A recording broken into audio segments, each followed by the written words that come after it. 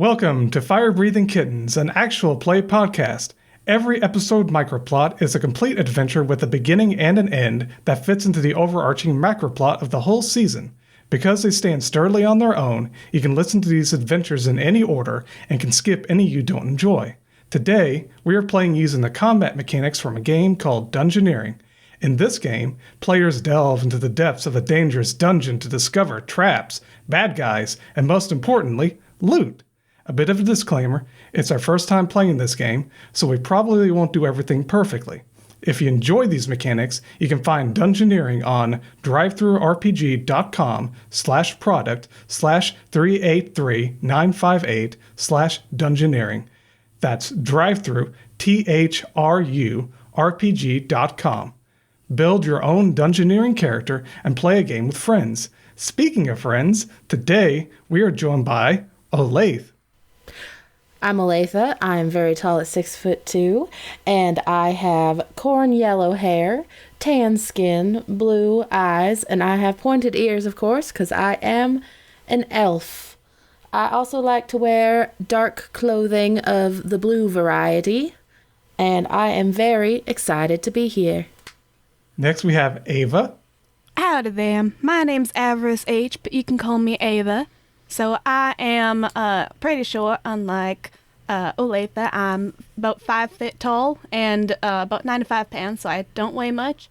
I got big wings though, usually missing feathers, and purple skin, white hair that I dyed black today just because I felt like it, and red eyes. And I got a couple of little dragons, but I'll see those later. And I usually wear black leather, and a black cowboy hat.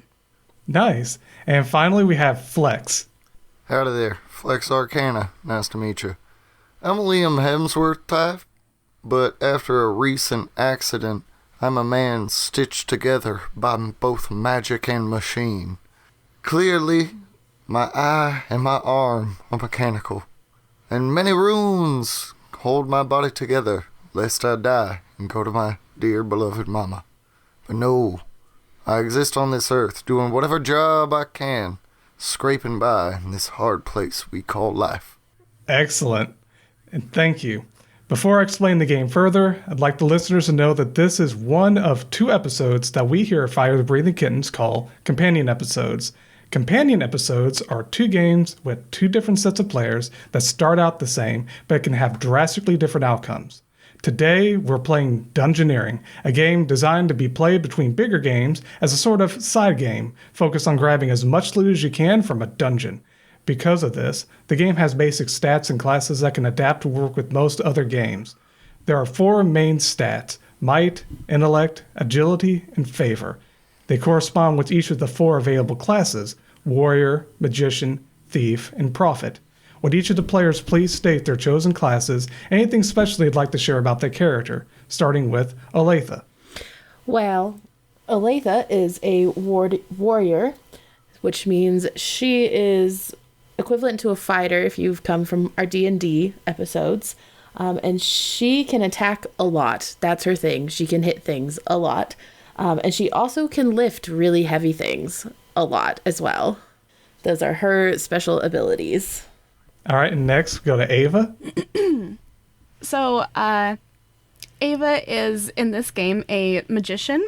She can use, well, obviously magic, and doesn't really have much going for her otherwise. Intellect is her main stat, because that suits a magician. And her dragons, Penny and Malum, are statted as the Paper Bird companion for Penny and the Master's Bauble companion for Malum. So those are a couple special caveats that she has. Oh yeah, and she uses her feathers instead of like a staff for attacks, because staffs aren't really her vibe. Got it. And then next we got Flex. Oh, you know Flex is a, what is it, prophet? Yep. His main stat is favor, and he just loves his mama. In lieu of a prayer book, he has a family photo album, and of course, instead of a staff, he has his mama's gun. He can do many fun rituals and things like that, But mainly, the important little thing to know about Flex is, while he holds many jobs, he is first and foremost a treasure hunter. So when it comes to a dungeon, I'm gonna grab that loot, brother. I'm with you.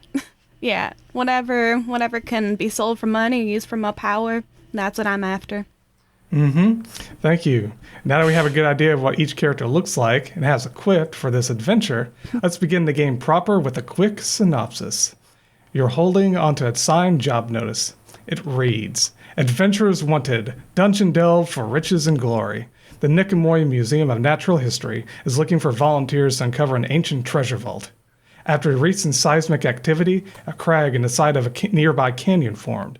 This crag may lead to a rumored treasure vault, a dwarven treasure vault that has been buried by a massive landslide hundreds of years ago.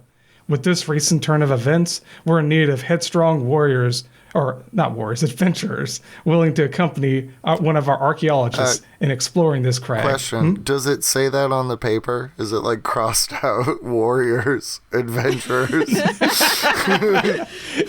You know, this is sure, yeah, we'll do that. But not really, but sure, yes. We'll be accompanying one of our archaeologists in exploring this crag that possibly leads to the treasure vault and recover as much treasure as you can carry. What the museum wants are ancient artifacts. Adventurers signing up for this mission must be willing to part ways with whatever artifacts they find. They will be handsomely rewarded for their contribution and have the opportunity to mark their names on the plaques of any artifacts found. Signed, Reese Aris, Director of Underground Expeditions. You've taken on this job, spoken with Director Reese, and are now approaching this crag with archaeologist Archibald Arcana in your company. Archibald Arcana is Flex Arcana's father, and it's a spitting image of his son. Oh, God if not dang slightly it, my less freaking dad's here. If not, he is a spitting image of his son, if not slightly less muscular due to his retirement from adventuring. It's the afternoon, and the sun is shining brightly into the canyon. Sweat beads on your forehead as vultures circle you overhead. Colorful cacti contrast against the dry, drab rocks and sand. Archibald's nose buried deep in his book as you near your destination. Yeah, bet it is. Freaking nerd. I'm like pulling aside Ava and Olathe, being like, "Hey, I'm sorry, my dad's here." This is like really embarrassing for me.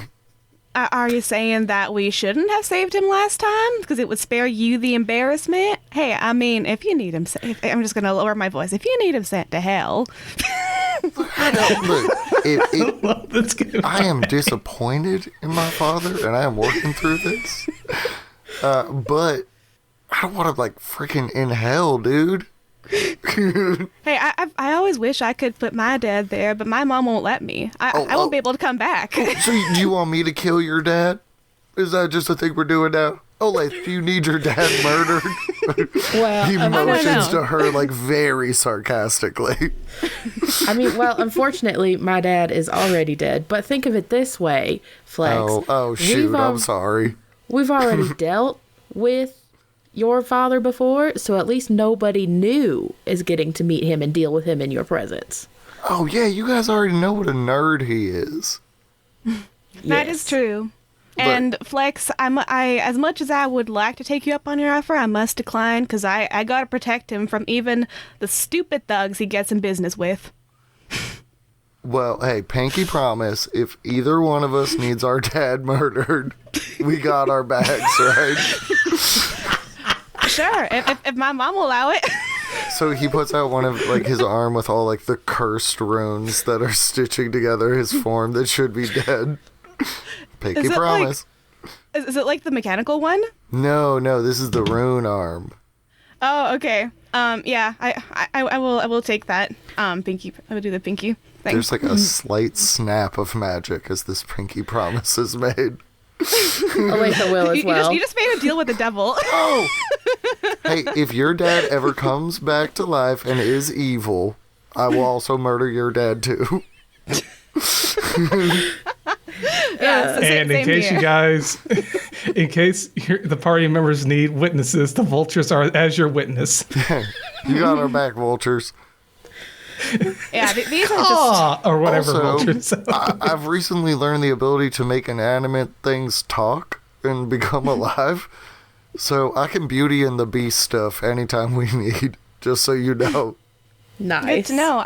I just recently acquired a realm of my own, so I can portal us in and out of that realm when needed.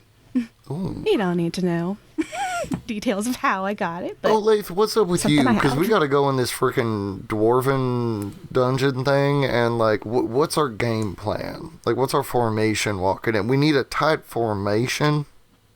Is anyone good at noticing anything? Well, now we know how that's not how we work. We just kind of go into things until we hit the problem, and then we plan, right? Like, we know this about ourselves. And I will say, last time I went out with a party, I did use my bow against aliens, so I think we'll be okay. All right, well, Okay, with that, I'm going. no, go on. Oh, yeah. I'm just going to advance it a little bit more. So now you finally arrive at the crag. The harsh sunlight shines directly into the cave mouth, but it's swallowed by the black darkness within. A low tremor is felt, and sand falls from the ceiling. It seems that there's still some seismic activity going on. You wonder, is it actually a good idea to delve into a cave that's frequently experiencing tectonic shifts? But then you remember that there's a supposed treasure vault filled with infinite riches. It might be worth the risk.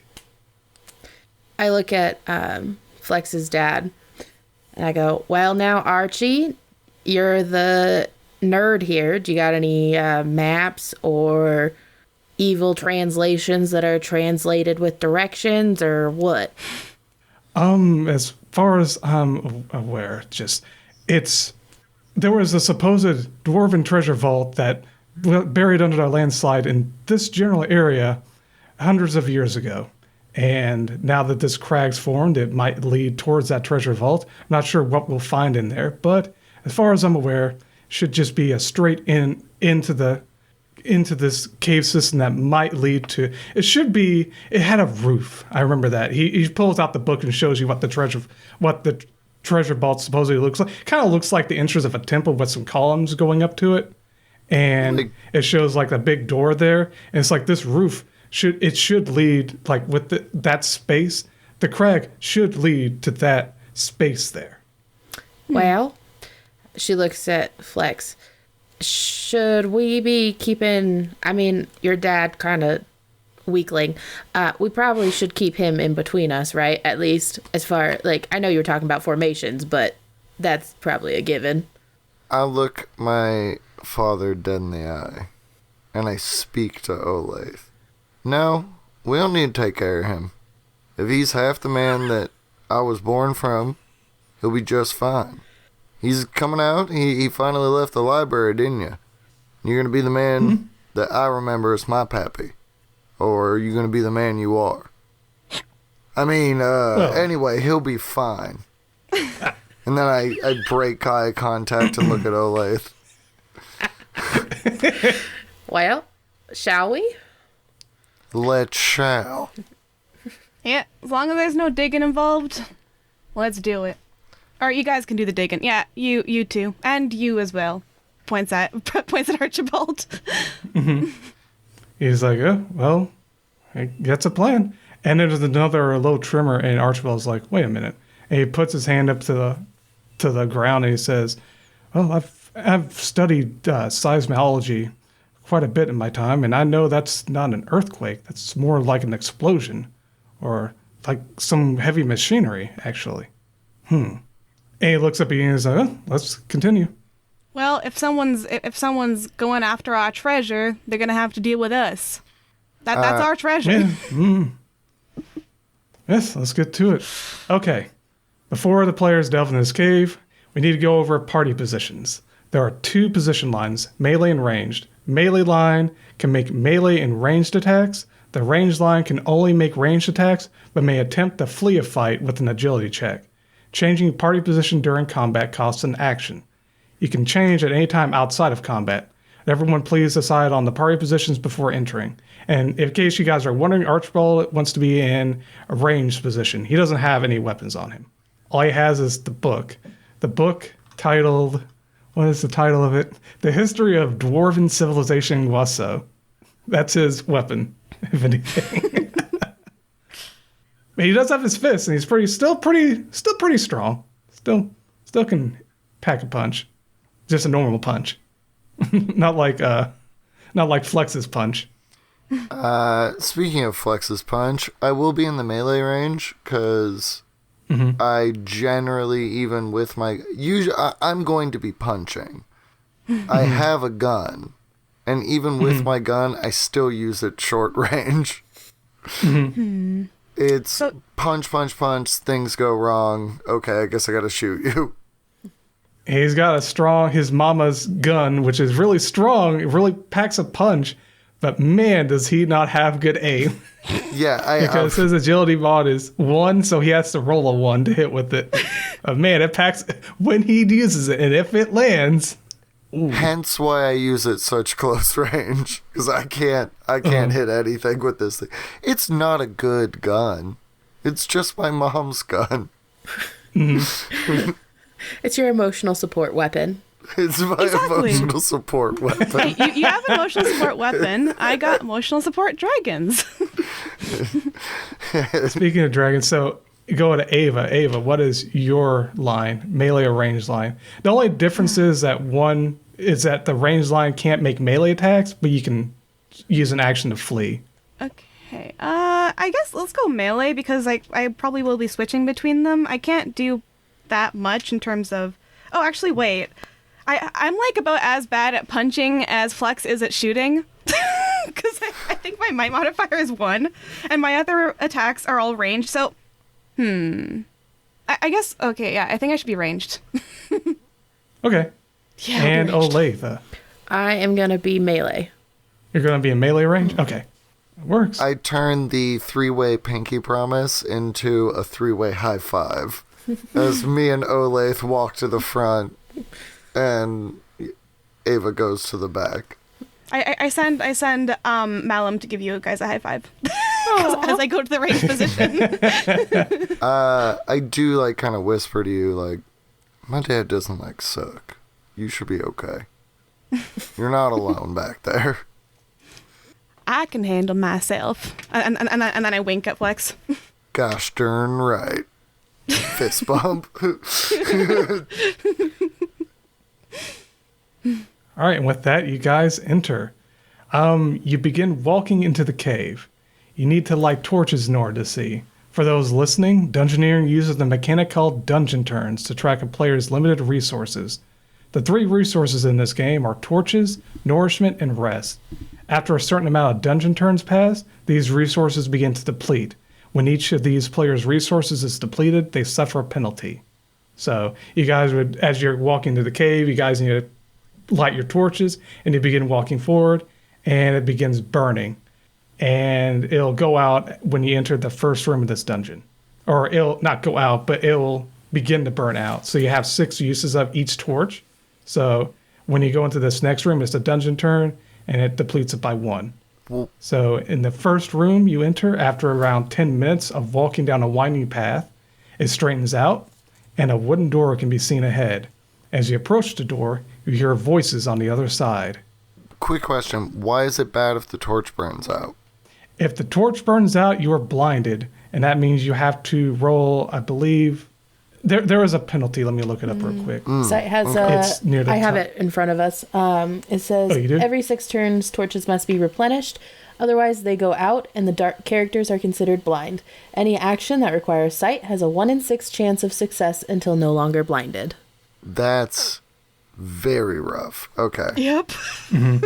And they get rougher because there are 2 others. There's one for eating, if you run out eating and drinking.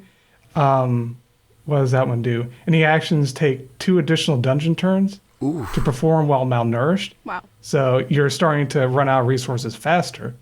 And then the one for rest is when making a check, you have to roll 2d6s. What that means is you want to roll low. So that's saying, oh, you're going to roll high every time you roll. Wow. That is, yep. So those are the penalties for all three of those being, you don't starve to death and just die. You're just really hungry. Like, this is an or really audio tired. podcast, so the listeners can't see me frantically looking at my character sheet, being like, wait, how many torches? I've never cared about torches and rations before in my life. Yeah, same here. Me too. And like, if we have to roll 2d6s, some of my, like, I'm literally unable to do anything except for, like, favor and intellect, because my might and I'm the agility same mods are way both with other mods. games. Are both 1. Honestly, I'm really relying on the Beauty and the Beast mechanics to get me through most things. We can portal as well. I got a portal Bro, that can have disastrous effects if I miscast it. Hey, Ava, does your portal look like hell on the inside, or like what are we walking into? Do you want to see it? I mean, like, I feel like it's impolite to ask a lady to see her portal. Well, y'all wouldn't be the first. Well, shoot, girl, let me see it. I mean, she uses that dimension as ever since she got it. I mean, anyone who's curious to go into her like place that she lives in and doesn't have an invite just immediately gets transported into there, and they can't get out until she gets there. Usually they end up going insane and running to the swamp. Awesome. As one does. All right. We went over resources. You want me to go over the room that you guys are in Yes. one more time? Please. This is a quick refresher. Okay, so you're walking 10 minutes down a winding path. It straightens out, and a wooden door can be seen ahead. As you approach the door, you hear voices on the other side. Do we recognize these voices? Do they sound familiar? Oh, sound familiar to you? No. Like someone you remember? No. But if you listen, you understand that they're speaking common, and they sound like kobolds. Awesome. I want to motion for my father to move away from the door and quickly ask him, hey, Papa, sorry, Daddy, are we the first team to come through here, or have there been people before us? He looks at the wooden door and narrows his eyes using his previous adventuring intuition. He says, there may have been some monsters that might have settled in before we got here. Well, I mean, yeah. Because looking at the design of that door, it seems rather crude. I mean, yeah, duh. But I motion to the adventure flyer we have, and I go are we the first people to come through here? Not that kobolds are you asking people. if but he says it's. Sorry, go. Oh, as he's going to say that it, the crag had formed recently, and you guys were sent out as soon as possible. But there may have been some creatures or adventurers or just anyone might have come across it. This is this area is like a privately owned by the museum, so it's heavily guarded. But that doesn't mean someone can't sneak in or sneak in from other directions or other ways. So he's not entirely sure, but his intuition tells him that, yeah, there's definitely been some people or some creatures or other adventurers or someone holding themselves in here. Dope. I motion for my party to come over, and I kind of look at my dad I don't motion him away, but I look at him like a child does to their parent of I'm talking to my friends right now. Oh, after you turn and huddle with them, he takes his book out again because he's been reading the entire time. Yeah, he was reading the entire time when Mama should have been avenged, but.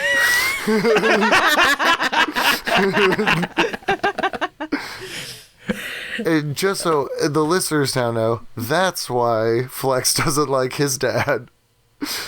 Hey, so who's our face? We got a muscle face and then a mysterious one where they don't know what's up with the third. I mean, Well- I scare away people, so if you want me to intimidate, I can do that real easily, or I can charm the hell out of them, but I don't know. I mean, I I'm look just at itching for a Olathe, fight. and I'm like, so face? Yes, I'll be the face. I have been charming lately. Awesome. So it sounds like muscle for you, and then I'll be mysterious. Awesome. Sounds like a plan. Because I don't go looking for a fight. I want to hurt these little kobolds. Because we'll murder the heck out of them. Okay, and in that case, yeah, no, I don't think so. Yeah, no. Let's switch, Flex. You're more muscular out of the two of us. You be the muscle. Okay, you are mysterious. Then yeah, I'll brandish my gun in my mechanical arm. But let's not try to kill these kobolds. We just need to get at the treasure. We're here to make money, y'all. True. All right. Well, If you guys continue listening, you can hear that they're talking about how they're in the middle of a discussion. You can't hear exactly what they're saying, but they're talking about how they discovered a big find. There's light shining through the cracks, like a faint fiery light, and the door is unlocked.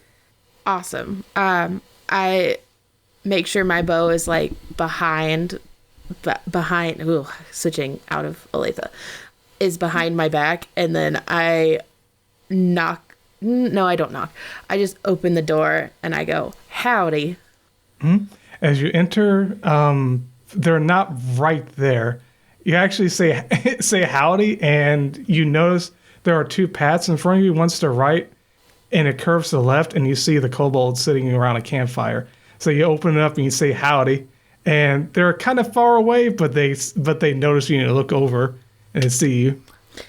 I walk up. And they're a bit spooked, and one spooked when they see you. I walk up and sit at their campfire. Are they eating? No, they were in the middle of just discussion actually. Oh, But they see you. You just walk up casually to sit down next to them. yeah. Wait, what did you say? That's a muscle move. I want to sit down next to the fire, so I will. And then Olathe will handle the talking. And I'll just come up from behind them, arms crossed, looking at them mysteriously, with my wings just slightly spread, but not fully spread. Oh, they're freaking out now because they just walked. This big bustly guy with a mechanical arm and a gun just sits down next to him. just the Chad move of just, yeah, I'm here now. This is my campfire. They're freaking out. They're grabbing onto the daggers and backing away from Flex, and they're looking up at Olathe, she said hello first, caught their attention, and Flex is marching in there, I guess. No one has done anything threatening. Yep, exactly. They're just intimidated by our aura. A dragon has frightful presence, and so do we. The dragons too. Oh my god! They see the dragons. The dragons just start circling the campfire as well, but out of the kobold's reach, of course. Mm-hmm. Well, now that's no way to greet a friendly stranger. Olathe starts to slowly put her hands up. She's like, we're just here, same as you, I'm assuming, to do some research for a museum. And she casually pulls up her sleeve to show her her fire breathing kittens tattoo. And she goes, well, now I couldn't happen but over here that y'all found a big find. Now, we don't necessarily need your help. We are professionals. However, we aren't really looking for a fight. We're just looking to do our job and get on out of here, if you understand what I'm trying to say. Mm-hmm. They're kind of scared and cowering at everyone that's here, and all the dragons that are flying around, the devil girl and the guy with the gun. And you're being so nice and just being very matter of fact, look, we're professionals, we're here. We heard you found the treasure vault. Now get out of our way. We're not trying to hurt anyone. And they just kind of okay, can we leave then? Well, of course you can leave. Now, do remember though, if you send anyone after us, we do know your face. And while I'm kind and I don't really particularly like to get violent, that is such a lie, listeners. My friends over here do not share my philosophies. And she is sweetly smiling and just like sitting there and like full on just bless your heart attitude. Flex has pulled out a pack of cigarettes and like is lighting one and motions to one of the kobolds like, you want one? No, thank you. I don't smoke. I'm gonna... Yeah, and then I'll look at... And then he looks up at the dragons flying around, seeing all the sparkly malum. Yeah, like I'll just like look at them and grin, like my eyes like glowing a little bit red, golden markings going slightly up my face. I never forget a face. Just at the kobolds. They're looking. They look up at you guys and they're kind of intimidated. They're looking like they're wanting to run, but then all of a sudden you hear another tremor and more dust falls from the ceiling. You're like, another cave-in's gonna happen, guys. They look at you. It's like, yeah, the treasure vault's that way. We gotta go. So bye. And they want to run out back the way you guys came. And they actually, as they're running, to get ready to run, they look at, is that the way out? Yes, have a nice trip. Okay, be careful, they say reassuringly. Even though you guys intimidated them, they still care about you guys enough to let you know to be careful. Aww. Because they're afraid of now the cave-in. It seemed like they've dealt with cave-ins before, and they start sprinting out there where you guys came, just kind of running. They just run past Archibald, not even noticing him or paying mind to him.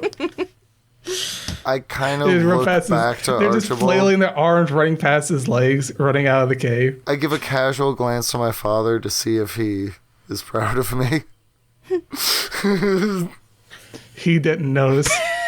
Yeah, figures. There you go. You rooted out the room there. Awesome. So now you notice after you sat down and decided to like just be Chads like that. You notice there's actually a lot of loot in this room, including a chest. Whose chest? There's a chest right next to... You sat next to the campfire to them, and then you're like, now what's in this? You look behind you, and there's a chest just sitting right there. So the kobolds have left, right? I immediately look at my friends and go, oh my god, we're so freaking cool. We freaking did it, dude. It was so rad when I came in and I sat down, and then freaking... Ava with your dragons and your freaking... Look at your eyes, man. Oh, and Olathe, look at this cute little flower. Oh, man, we're so freaking cool. And I just freak out. Yeah, I mean, nice talking to them, Olathe. You really put on the charm there. I wouldn't have thought that you were that arrow slinging, boss lady from how you talk to him. Well, if you can keep them unawares, when I do eventually end up having to stab them, they aren't ready for it. You and I think alike, Olathe. and then just fist bump. Holds her fist over a bump. All right, well, let's enjoy the spoils of our freaking victory. And I pop the chest. Oh, you go to pop the chest, but it's locked, you realize. Oh. But there are other things around. There's a table with some blueprints spread across it and some other things like some scrolls, some other things. On the table is a blueprint of the kobold plans. Where are the kobold plans? Let me read them out. Okay, laying on the table is a blueprint depicting crude drawings and directions. The writing is chaotic, but you can discern meaning from it.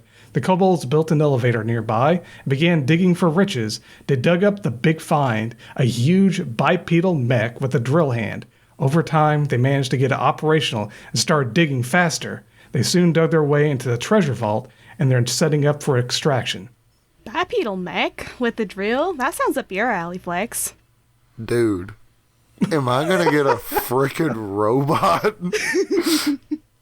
Do you know how long he's like squatting on the ground, like head between his knees? Like, is there a freaking mech here?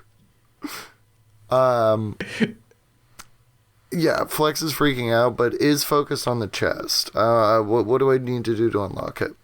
You're going to need either a key, you need to lockpick it, or you can force the lock, break the lock, but forcing to break the lock takes a couple turns. But on the table, go ahead and roll. Everyone, go ahead and roll the better of your intellect or favor. Ooh. So get a d6, roll it, and let me know what you rolled. And you want to roll at or below your intellect or favor. I rolled rolled a 4 in intellect. So if my And you have a favor's 4, so. 10 and I roll a d6, there's no way I can fail, right? Oh, no. Only if you roll You're a 6. mod. Oh, the Your 10 mod. your Okay. mod would be a 5, so you need to roll a 5 or less. Yeah, just as long as you roll a 6, you're good. I don't roll a Okay, 6. what did Flex roll? 3. 3. Okay. And then Olathe. I Olathe. rolled a 5 and my mod is 2, so I Okay. uber failed The that. one who knows it the most or immediately is Flex, and Flex notices a key on the table, Oh, wait. kind of scattered with all the other stuff. Also on the table, some scribing tools, and a fireball scroll, and the Word of Blessings scroll. Wait, So- so I rolled a 4 and my modifier is 4, so wouldn't I notice stuff too? Yeah, you would have noticed it, but since I had everyone roll, the one who had the best result noticed it first. okay. So, Flex, you do notice it as well, but you notice it right after he does. So Flex notices the key on the table, and everyone else can see all the scrolls. So there are scribing tools, which is something that you can use to write into your grimoires or your prayer book, and there's a fireball scroll. And the Word of Blessing scroll, and each of those weigh 1. Well, I mean, Malum, because he's a master's bauble in this thing, can actually take a scroll, so he Yes. could use one of them. You can load that into Malum. Yeah, Yeah. exactly. Definitely load the dragon with a fireball. I have fireball too, but okay, we can send him in front of us and he can fireball a room or something. Okay, sure, I can load the dragon with fireball. And at this point, we're not carrying anything, so let's just grab everything and we'll drop stuff as soon as it becomes an issue. So now that you got the key, you want to try it on the chest? I mean, yeah. Yeah. It opens, and you guys find 60 gold pieces, a moonstone, a jade, and those gemstones don't weigh anything. A silver goblet that's worth 50 gold that weighs 1. And you find one of those fast food, those paper fast food hats? You find one of those, and inscribed on the inside is the king of the chicken nuggets. And this is the crown of the pretender. And when you wear it, you get a -1 to your favor checks. And it weighs nothing. I'm waiting. I mean, take it, but I'm not touching that thing, dude. I got an image to protect. Okay. And you also find a gnarled gem staff, which weighs 2, and that's... Oh, be sure to look up Crown of the Pretender and gnarled gem staff in the magic items section of the book. That's where you'll find it. So gnarled gem staff is something that only a magician can use. That's something for Ava. What is it? Okay, She wants let to. me see what It's it a is. gnarled gem staff. Oh. And there's also a crate, and inside the crate are 3 pickaxes, a hand axe, some light armor, a bomb trap with instructions. Well, no one can really use it because they're not a thief. And falling mace trap instructions. There's no trap with it, though. And a painting of a cow, valued at 20 GP. Weighs 1. All right, so we need to divide this out if we're going to take some of this stuff. I would actually like the crown of the pretender. That sounds fun. That sounds like hella fun. Oh, Ava, you're better than that. I will say, treasure-wise, if we come out through this exit, we can grab this on the way out. Mm-hmm. Because there might be cave-ins, don't forget. Yeah, but if we get caved in, I don't think we're worried about a freaking cow painting. True. Do you think, what, you ever play a game Skyrim? You get to the end of a dungeon, you seem like, I'm in the middle of a whole mountain. And then suddenly it's like, oh, here's an exit right to the front door. You think that's the situation we're dealing with? Who knows? I wouldn't know. I mean, perhaps. Because being a little bit of a dungeon man myself, if we got to exit, we need a straight shot exit out so we can run real quick, But I do want that robot. If we get the robot, then we can just drill through anything. What a world. I look off in the distance. Okay, yeah, I'll take the staff with me. It looks like it could be valuable, and I could use it in this dungeon at least.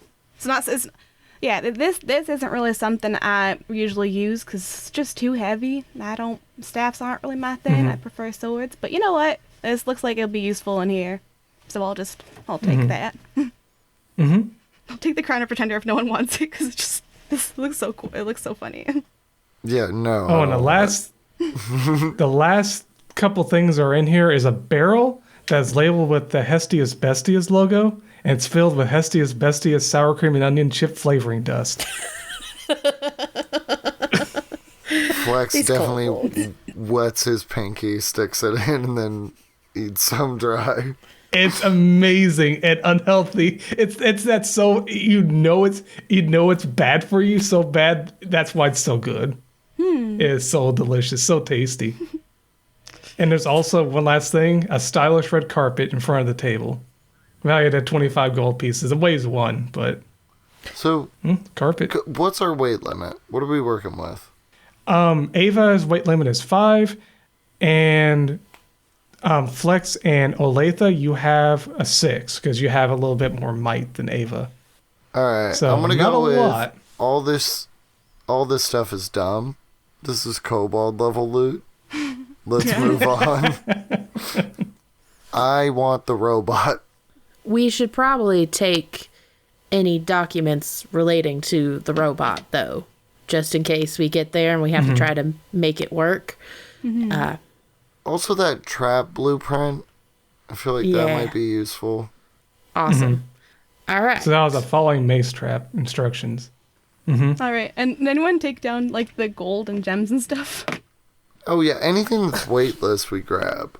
Do you need me to... Oh, the weightless stuff you need me to... Well, the gold isn't 100% weightless. Once you collect 200 gold, it weighs 1. All right. Well, so then we'll grab the 60. So 60 gold, and moonstone and jade, which they have a little bit of value. Moonstone costs 10 GP, jade costs 20.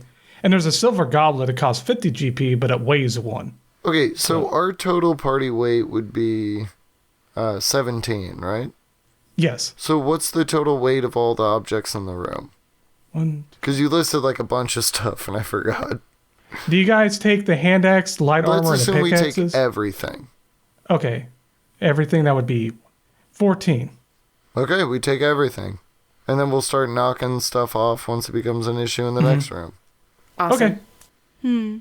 I'll help you guys out with it. That's perfectly fine. Also, Archibald looks over and says, I can carry some stuff as well if you need me to. Here, how about you carry this staff then? Maybe it can be useful. I'm just looking at Flex's face as he came up. Flex just hates his dad that his dad's here. He's like both at work and hanging out with friends, and his parent is here. But unfortunately, he can't carry too much because, he lost some of his muscle mass after retiring from his He didn't adventuring. retire, he quit.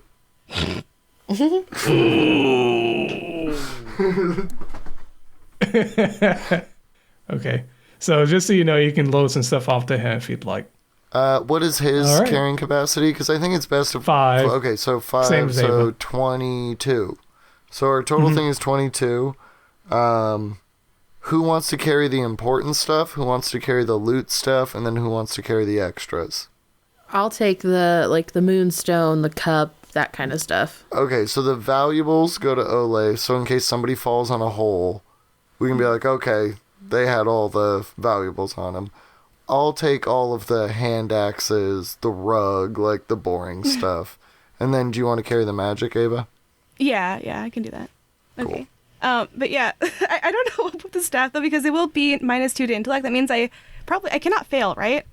Because like even if I roll a 6, it'll turn into a 4. You're saying the gnarled gem staff gives you what? -2 again? to intellect checks. Intellect checks? Right. So, and you have, what, a 5 or a 4? Yep. So if I use it, I can't you fail. can still fail on exactly a 6. Okay. A 6 is an auto fail. Because I still want to have the chance of failure because the misfires look so fun. Oh, yeah. Okay. All good. Yeah, but Cool. I'll take All the right, magic so stuff. Sounds good. there's another door leading to the next room. Well, shall So we? you go through it. Let's do it. check the doorknob. Yep, it's unlocked. Is there a keyhole, or I look for traps? Oh, okay. So the door opens up and into another hallway. It turns 90 degrees to the left. And as you're looking for traps, you notice from that, remember that diagram of the falling mace trap? It comes with a tripwire. You notice a tripwire around the corner. Freaking tripwire, dude. Well, does anybody have a knife? We could just... Oh, no, you know what I do have, though, is 2 legs, and I step over the tripwire. Yes, you guys would be able to step over the tripwire just fine. Oh, yeah, it's easy to just not trip it, but to step over it. And you notice that above you, to disable it, it requires a thief to disable it safely. Oh, so you guys I was going to say, no, I got a way to disable it, my friend. Everybody get down the other end of the hallway, then I'm going to cut it and lean against the wall. Well, Right? Because the swinging mace, it would go down the center of the hallway. Or couldn't I send... What if I send Malum to like go right under the tripwire and then just quickly cut it and then go back? That's another way. You guys, now that you guys know how to, it's a simple trap. You guys will be able to cut the tripwire without it'd go off, but yeah. Yeah, basically we want to be... You wouldn't put yourself in harm's way. Exactly. Yeah. That way, in case, again, we need an exit route. Now we don't have to deal with the swinging mace trap. True. Somebody gets knocked in the back of the head while we're running. And although no one can really use or set up the trap, it drops a mace, and you guys can take the mace with if you want. It weighs 1. And just to clarify, the hand axe and the mace both are like the same stats as like a sword, so it's a melee weapon that does 3 damage. I'm doing this exactly like a video game. Let's max our encumbrance and then deal with it. So we're at 15 now, right? Mm-hmm. Yep. Cool. yes. Yep, and you get to a door ahead, and it's locked. And you don't have a key that works on it, so you have to use a key, a lockpick, or use brute force. And using brute force, you can just shoulder it for 2 dungeon turns, and that will break the door down. I was going to say, I motion at my gun and go, I got a key that works on this. Well, if you would like, we could solve it that way, or we could just battering ram our way through. No, I think we should try to finesse it before we try force. Force should be a last resort. Well, fine. All right, go ahead and take your gun and roll, what is it? Roll a d6 to fire at it. You have to try to roll a 1. No. I want to try to, like, lockpick it first. Oh, lock. Yeah, oh, gun you can only is do the that last if you're... resort. You can't lockpick it because you're not a thief. You need thieves' tools. Oh, so we don't have another option. We have to brute force the doors. You have to break it down, Well, then I shoot unfortunately. the freaking door, dude. So I gotta roll a 6? Well, you don't have to roll. You can just put it up against the lock and then shoot it. It's still going to count as 2 dungeon turns, though, unfortunately. We'll just roleplay this at. Yeah, 1 turn is me shooting the lock real cool, and then the second turn is me shouldering through the door, like, for the broken door jam. Nice. And after you guys do that, because it's been 3. Okay, you guys have 1 more turn on your torch here. Actually, no. That your torch goes out after you break it down, so you have to light another torch. I just realized that. Okay. How many torches does everybody have? 5. 5. So we were at a total of 15. Which, what is it? 15 times 6 is... Wait. It's 6 turns. Okay, you have 1 more turn. I forgot. Yeah, torches have 6. We have a total of, what is it? 6 times 15 is 6 and 90 turns. Oh, no. Everyone has to use their torches. You can't use each other's torches. So you only have 5 torches. What would be the mechanical difference of me using all of my torches first, and then somebody else uses all theirs, and then the next person? Oh, you can't do it like that. Everyone has to use their own torches. Oh, otherwise, so we need to if 2 people have a torch and 1 doesn't, that person takes the penalty. So that's insane. Okay. I mean, like, yeah, that's fine. I don't think that's how light works, but it's the mechanics of the game. It's fantasy light. It's magic light.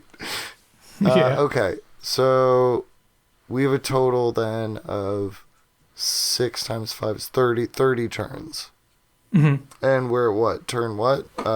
6. This was turn 5. This is turn 5. Turn 5. It hasn't gone out yet. I just remember. I thought they had 5 each. It's 6 each.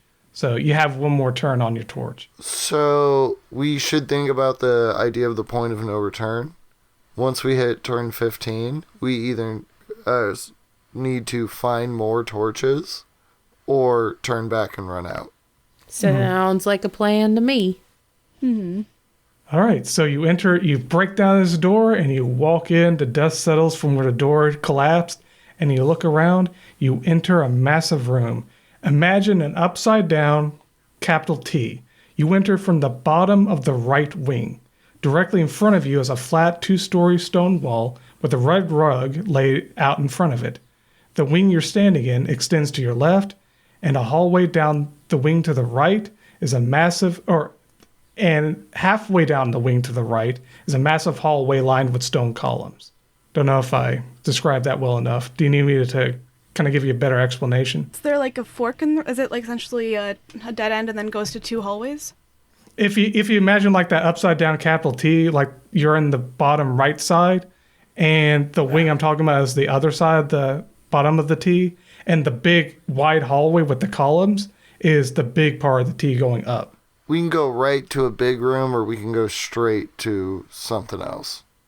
Straight to the other end. And the other wing is symmetrical to the other side. You can see that there's a similarly placed red rug. However, the rug is placed in front of a metal door. And at the end of the wing, which is like the far end of the wing, is another wooden door. Just to be clear, what takes a dungeon turn? A dungeon turn is taken up when you go into the next room. So you can do all kinds of activities while you're in this room, and it's still the same turn. Other things take dungeon turns. Like I said, when you were breaking down the door, that costs 2 dungeon turns. When you're lockpicking a lock, that takes 1 dungeon turn, in addition to just moving to the next room. Okay. So it's essentially like a dungeon turn is like time spent and time going by. I gotcha. Well, shall we do columns first? Or, because I'm assuming that's going to be where the big stuff is. Same idea, but in reverse. Maybe we do the other thing first, because seems like columns is where the big stuff is. Sure. Also, there's definitely a trap under that rug. And I point at the red rug in front of a door. Yeah. It's a basic red rug. Yeah, no, that's If a you got- freaking trap if I've ever seen one. It's worth less gold than the one you collected already. It's about 10 gold pieces of worth, but it's basic and it weighs the same. So, I very quickly just pull the rug up. nope, there's nothing there. All right, rug. You win this time. I shoot the rug. Oh, by the way, Archibald, as he's going into this room, he looks over at the area with the columns and he like, And he starts going over there and kneels down next to something. You see he's kneeling down next to a skeleton. Takes out My one of his father's brushes. kneeling? That's it. Kneeling next to one of these skeletons, starts dusting the skeleton's skull and looking and studying it and picking up a coin and looking at like, fascinating. And starts writing notes. Hey, Archie, care to share? Because we're going to go down this one hallway, but if you're finding what you need for the museum, you might need to tell us so we can help you out. He shakes his head. The carvings of this structure date back further than speculated. Did they get the date wrong? He doesn't seem to be listening. He seems to be very into like everything going on here. Like all of like the architecture, like the columns, he's looking at the structures, he's looking at the skeletons, and it's like this individual met a gruesome fate. Holding up another coin. Fascinating. You hear some clinking in that big hallway, like clink, clink, like kind of echoing deeper in. Archibald doesn't seem to know, so but you guys do. I'm going to wait and watch for the absolute last moment to save my father from the impending trap. Yeah, because I'm imagining a big pendulum, just like a big blade coming down, and like I'm looking at it and I'm like, it's gonna hit him. It's gonna hit him. So you guys are just watching in anticipation, wanting to know. I'll just turn around and be like, So do we like protect your father, or do we just go the other way and just like, see what's in that room? Look, he can't die. It's like a thing. I don't know why he can't die, but he's being dumb. I'll tell you that. Can we look for the source of the clinking while we're talking? Yeah, sure. Mm-hmm. Yep, the clinking gets closer and closer, and he can hear it next to Archibald. And then it kind of steps out. Archibald's not paying attention to it because he's looking at something. And it comes out from behind the column. And I linked the image of it in chat here. 1 second. Oh, it's so cute. 1 second. Let me describe it to the audience. The source of the clinking sound is an ovular, football-shaped or football-sized clockwork spider. Has 3 pointed legs protruding out of each of its sides, a single ocular sensor at its front, and a red V-shaped button on its back pointing towards its head. You can see into its back through a glass panel, which reveals moving belts and gears. And it kind of comes around the column and is just kind of looking up at Archibald. Archibald has not noticed it yet, and it's just kind of, you see it's like the little ocular things inside kind of like twisting and turning, and it's just kind of focusing on Archibald. Well, now, I know a pet when I see one, and Olathe's gonna go try to, like, tame it. Oh, I think I got a very specific thing that would help with this. Could I use Word of Awakening on this? Oh, it's already awakened. Like it's for inanimate objects. This is a sentient being. Oh, definitely. So yeah, just for clarification. Well, then I pull out my gun. My dragons are definitely going to it. They're very curious, and they're just like, oh look, especially Malum. So Olathe says she went up first. So Olathe goes up and says, "What does Olathe do for it?" Just says, "Hello, how you doing?" She walks up slowly, and she holds out her hand, and she goes, "Well, hi there, little fella. Care to be a pet or care to be a friend?" Fully aware that the people behind her back are like ready to attack. Flex needed. is just shaking his head no and holding his gun. and like, as I said, I'm not doing anything, but my dragons are just curious. They're not like ready to attack or anything. They're just going up to it.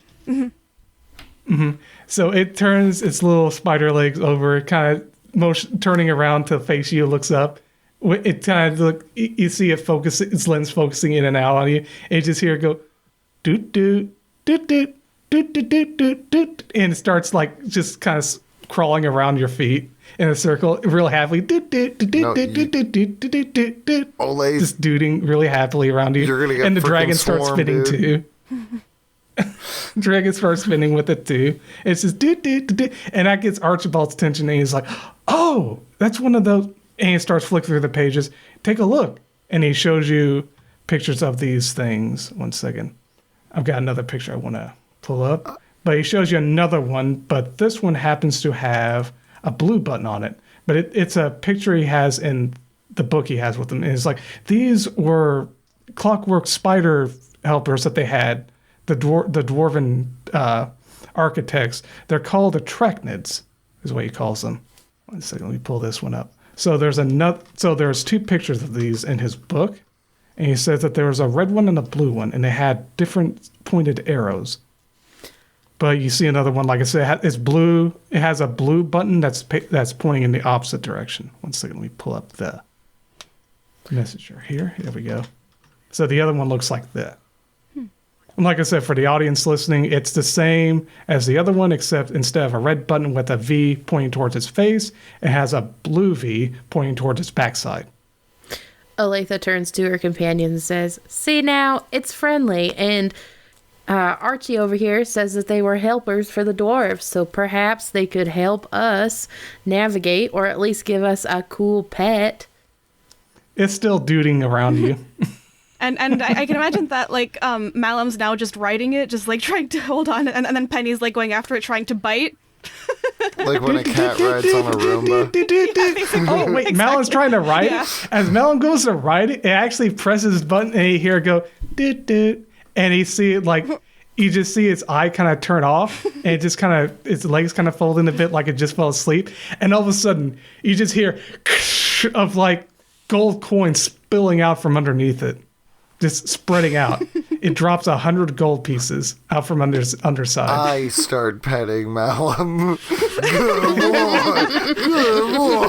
Good boy. Yeah, like, is it with your, like, regular hand or mechanical hand? Wait. My mechanical hand is my right hand, and he is right-handed. So yeah, it would probably be the mechanical one. Okay, then he doesn't try to bite you because he likes the mechanical. Actually, no, he tries to eat your fingers because he likes the taste of it. Never mind, he likes it too much. I can't feel it.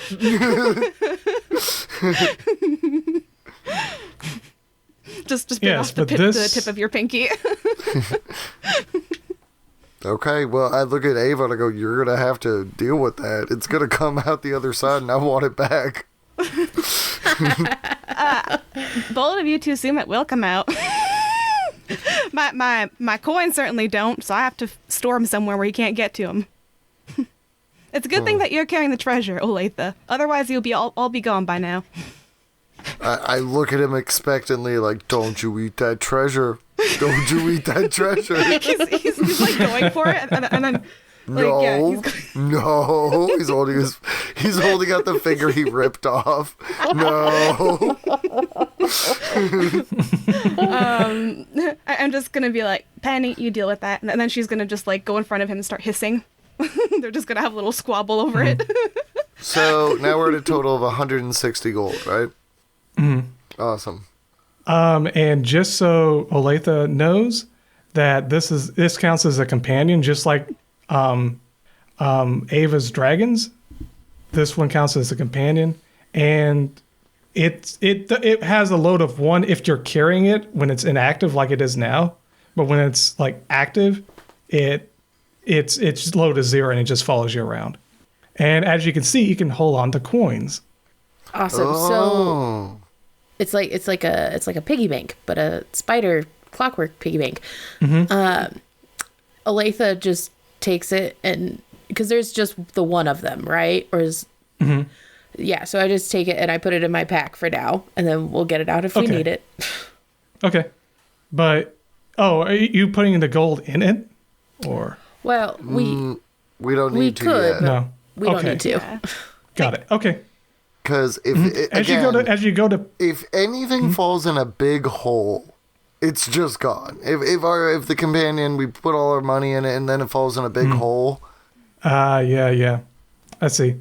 As Olathe, you go to pick this thing up, you're kind of looking at it, and you notice on its underside, it's got this weird metallic like disc on its underside. I pull it off before I put it in my pack. Oh, you can't pull it off. Oh, It's just it's connected to it. It's a part of it. I just let you know you notice that on its underside. okay. They have arrows, and they're probably going to be important in a puzzle. Probably. I'm not a puzzle guy. And I motion to my big beefy arms and gun. Mm-hmm. And speaking of puzzles, you actually notice, looking down the big hallway, you see the vault door. As you approach the gigantic metal door, you easily discern it's the treasure vault. It's a 2-story tall, 10-foot wide sliding double door that opens through unknown means. Along each side of the door, where it comes together, are 3 ovular indentations with 3 long, narrow points protruding out from each of their sides. Each indentation has a smaller ovular indentation inside. And I'll link you an image of what that looks like. But it's unlocked, right? No, it's locked. Dang it. As far as you can. They're always locked. Just one time. This one doesn't. This one isn't like have a key to unlock it. This one's just a giant slab of metal, and it looks like. I'll show you the image real quick. But like I said, it has those. Well, I'll describe it again for the audience, but I want to send this. We got to jam the robots on the door, right? Like that's the thing. Yeah. Yeah. You can easily discern that. Let me link you the image. This is what it looks like. Aw, I'm gonna have to And give for it the my pet. audience, again, along each of the sides of the door where it comes together, because like I said, it's a sliding double door, but it's closed. and has that central thing, are 3 alveolar indentations with 3 long, narrow points protruding out from each of its sides. Each indentation has a smaller alveolar indentation inside. So, and if you're wanting to know their placement, just imagine like the dots on a D6 sided dice, where you've got like 3 on one side and 3 on the other. That's what it looks like. So it looks like we need to find 5 more of these things and put them in the door. Does that makes sense? And also, think- Olathe, we just take them on the way out. Yeah. You'll still get your pet, dude. True. Okay, I feel If a you little put bit a better. key in a lock, you don't lose the key. Oh, and there's another detail I forgot to mention that is in that big hallway, because I really didn't get to describe it. Because I was talking about that arachnid and then the door.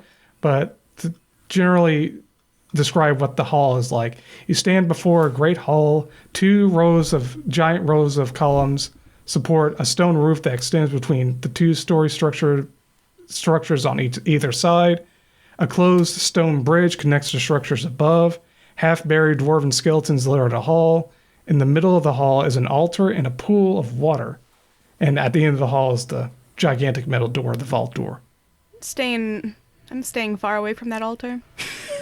Yeah, that pool of water seems suspicious as hell. The altar has an eldritch, deep-sea aesthetic.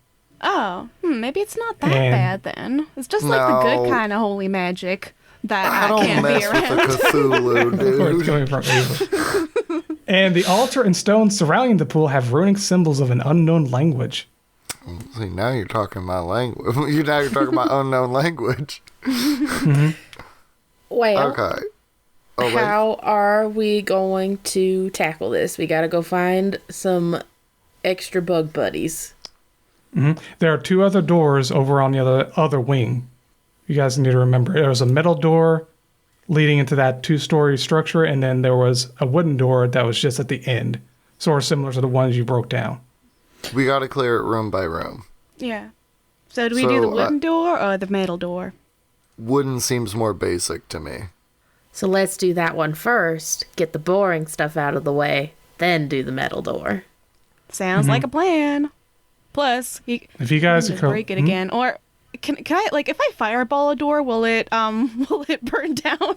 Yeah, well, Or that saved us blast? you can time. flavor however you want, but it's going to take 2 Oh, it's dungeon gonna take 2 turns, dungeon turns. unfortunately. Either way. Well, when you go to this wooden door, it's actually unlocked. Okay, that's good. I look at my party and go, hey! This is what I'm talking about, y'all. And I open the unlocked door. Oh, and of course, there's that red rug if you want to take it as well, because you guys are collecting stuff. Yeah, It's another basic red rug. so Weighs 1. 16 or 17 now. 17. Yeah, because I think that 17. bug is load 1. Yeah. Ah, I forgot the bug. Okay, cool.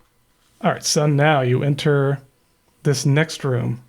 You enter a short hallway that turns 90 degrees to the right.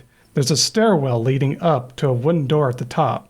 But before reaching the stairs, there's a small alcove to the right with a red carpet leading up to a chest with a key sticking out of it. Flex shakes his head Flex- no, yeah. and then immediately pulls the rug up. Yes. Yeah, you notice that the rug's held down by pittons, and as you pull up the he rug, tugs you it notice so hard. a hidden floor trap. Bruh. I don't fall into So- it, right? It's going to take you can jump across it to the chest. No, I but just it's want gonna to require a might or uncover agility the check. fact that Hmm? my rug suspicion is valid. I rip as soon as it I realize the rug is held down by pittons. I'm so smug in my face as I'm looking. For some reason, I feel like at Olathe, and I'm like, oh, I knew it. I freaking knew it. And then I rip it. Oh, by the way, as you do it, I imagine Flex is like, yeah, see, I told you, Dad. See, I'm doing. And you look, and Archibald isn't there. He's still behind in the Yeah, main he room. never was. Oh! Yeah. Well, we're not too terribly worried about him. He's his own man. He'll catch up or Yep. call out, and we'll go get him as needed. Also, I Yep. do believe he was an adventurer. Like, he should have the skill set still baked in the clay of who he is. And if I need to take care of him in his frickin' like early 50s, that's not great. That's a bad look for Archie. But like I say, so you uncovered the trap, but it is a pit that extends the east side of the wall. So the only way to that treasure chest, as far as you can see, is to just jump it. And you can jump it with a might or agility check. So like athletics or agility. Wait, Olathe. Oh, but what if the chest is a trap? Because it just has a key sticking out of it. That's suspicious. Yo, you got a frickin' dragon, dude. Exactly. I was saying, why don't we just send one of the dragons to investigate Malum, the one that doesn't have hit points, like has no way of dying or tracking hit points, and check it out using that. I do desperately want to Beauty and the Beast something. I don't know if I can do it at range. Could I animate the chest and just be like, yo, are you a trap?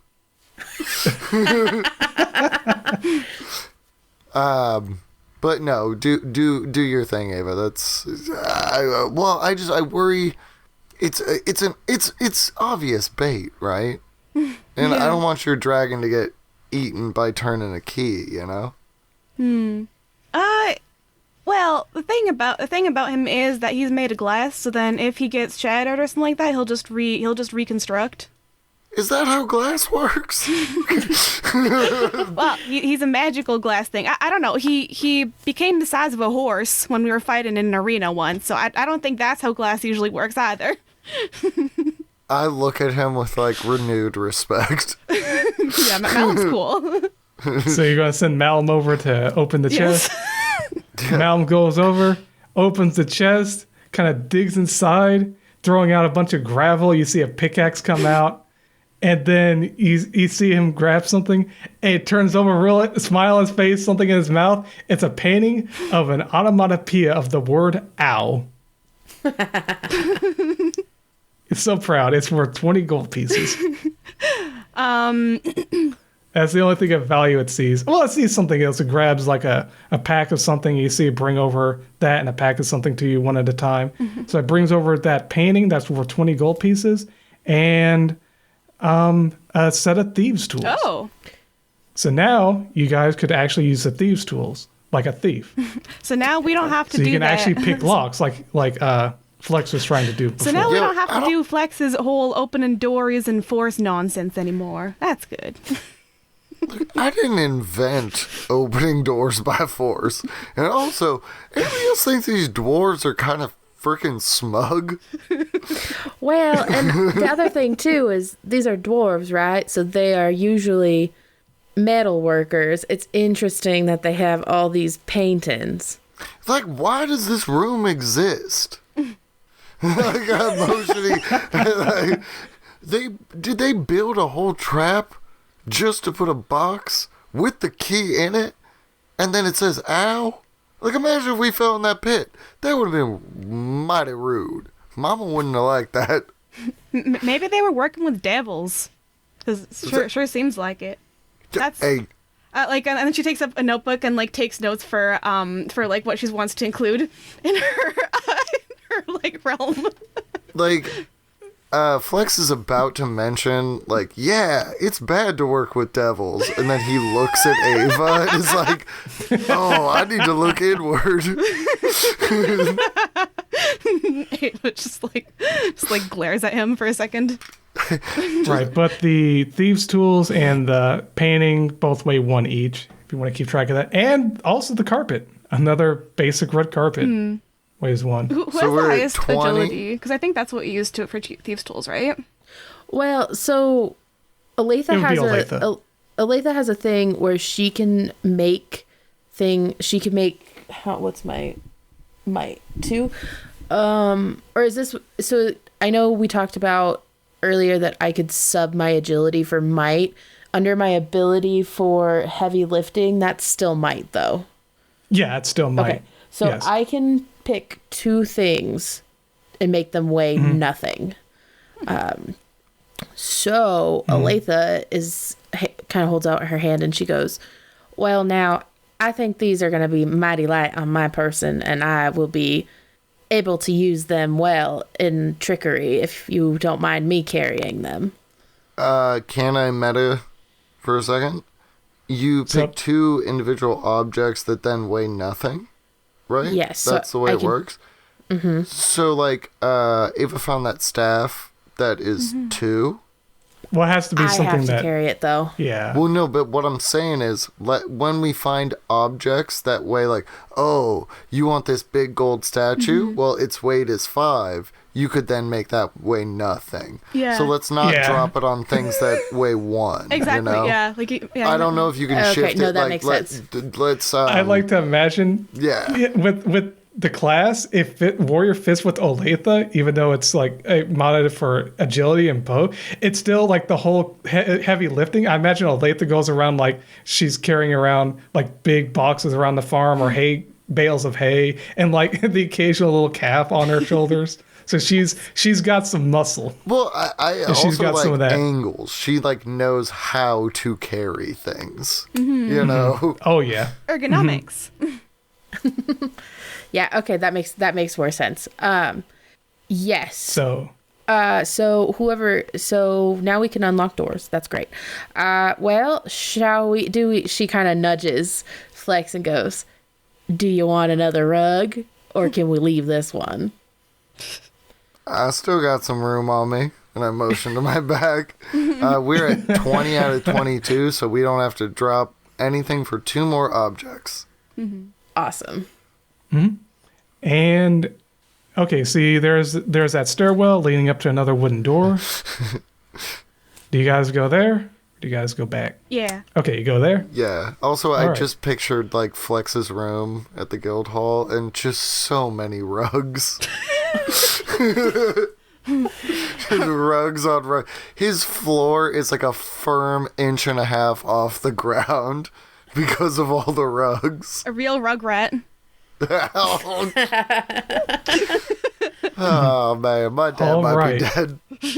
So, so as you enter, this door is unlocked. As you enter, you see another campfire in the middle of a small 30 by 30 foot room. I look for And ventilation. you also see 3 kobolds sitting around the campfire eating, just eating like rations and whatnot. And they immediately notice you. Go ahead and roll an intellect +2, everyone.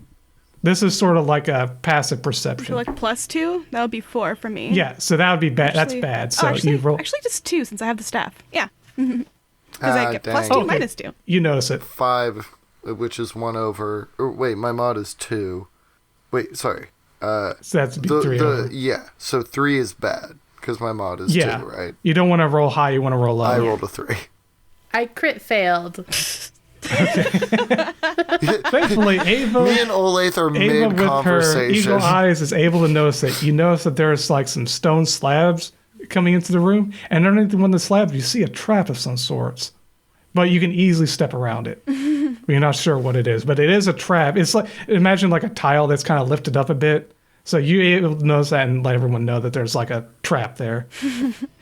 And everyone else roll another dice for intellect or favor.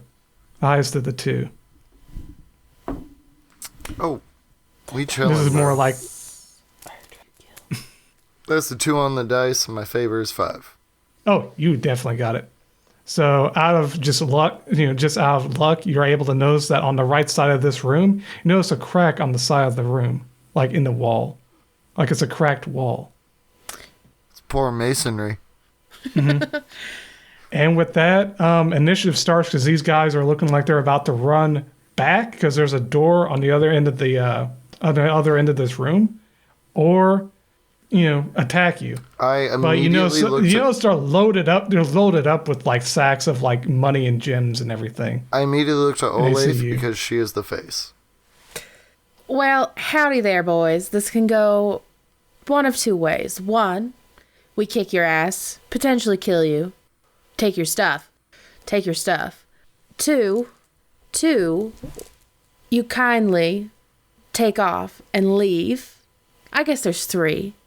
And you keep your stuff, and then we chase you to double check your stuff to make sure it doesn't belong to the museum.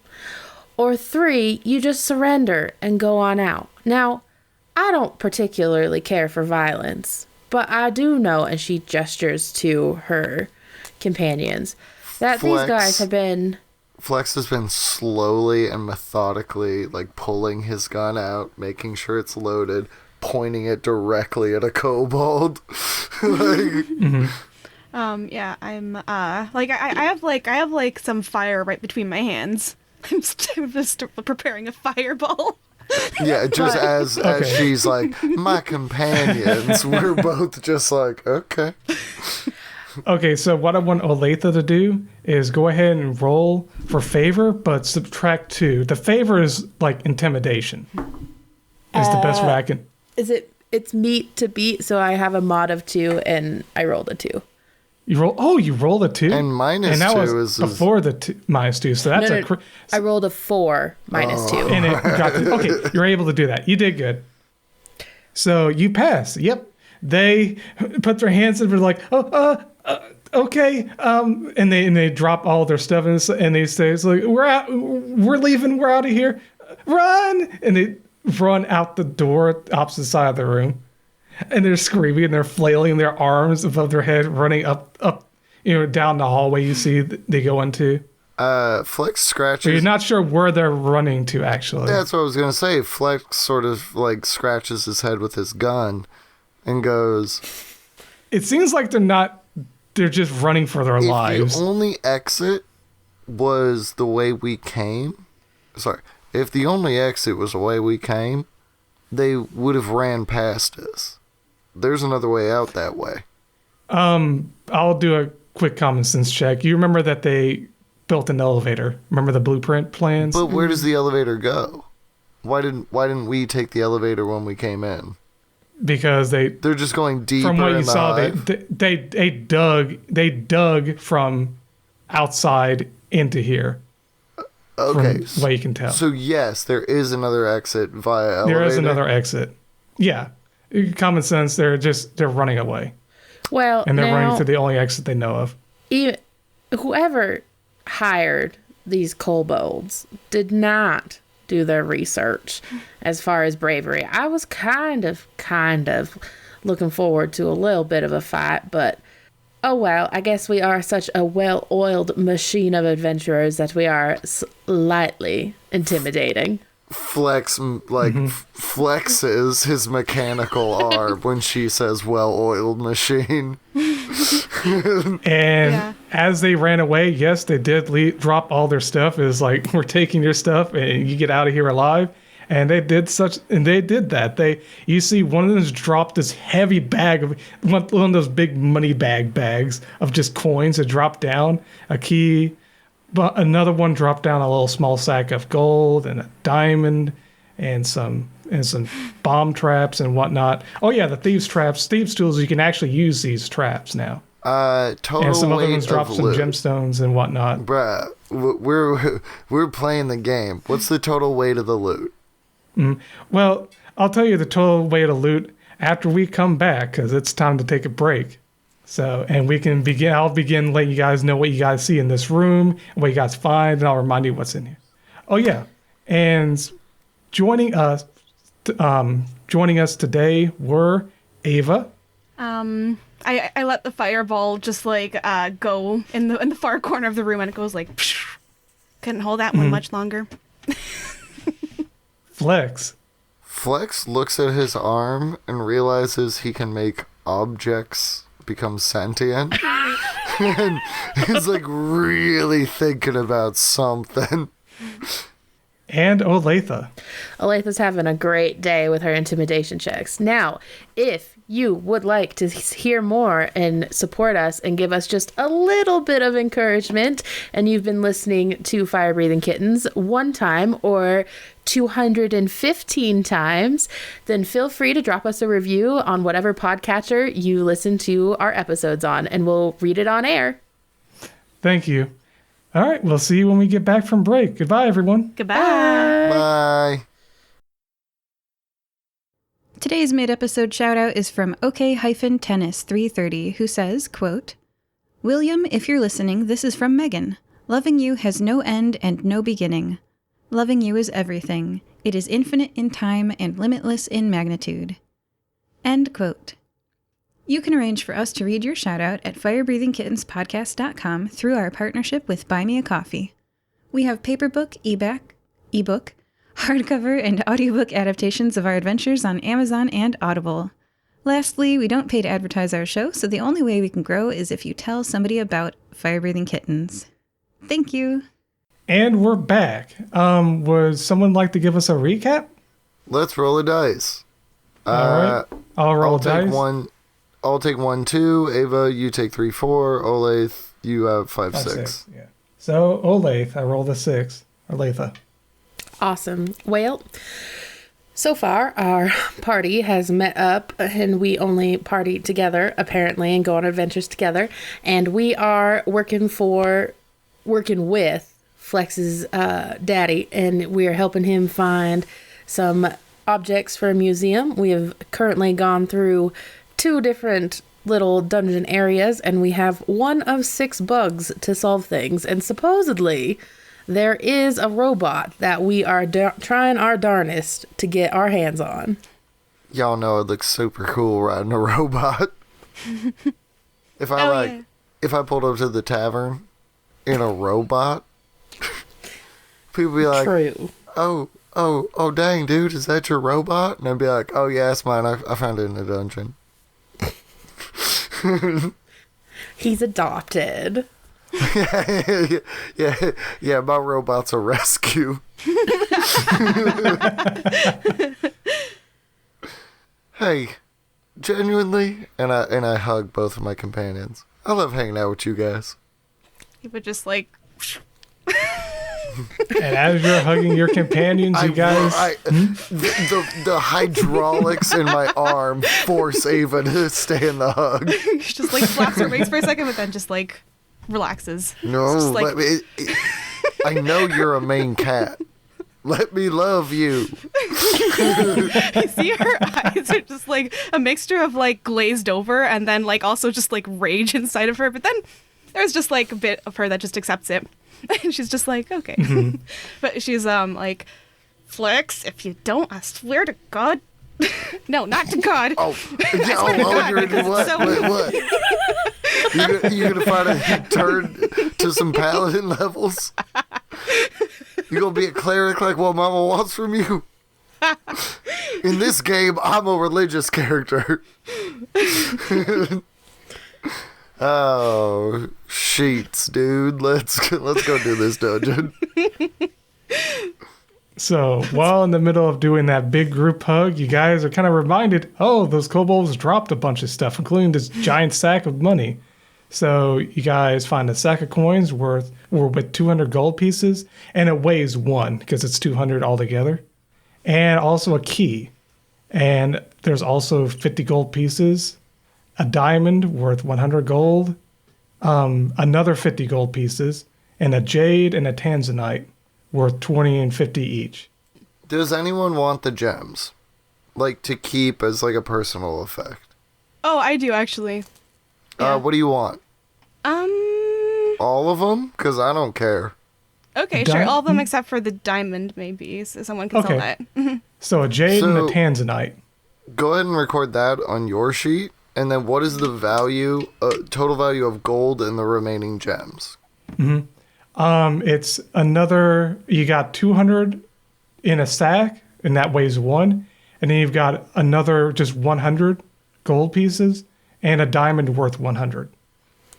So converting it all to gold piece value, we're at 560. One of them is a diamond that weighs nothing, but we have 2 units of weight.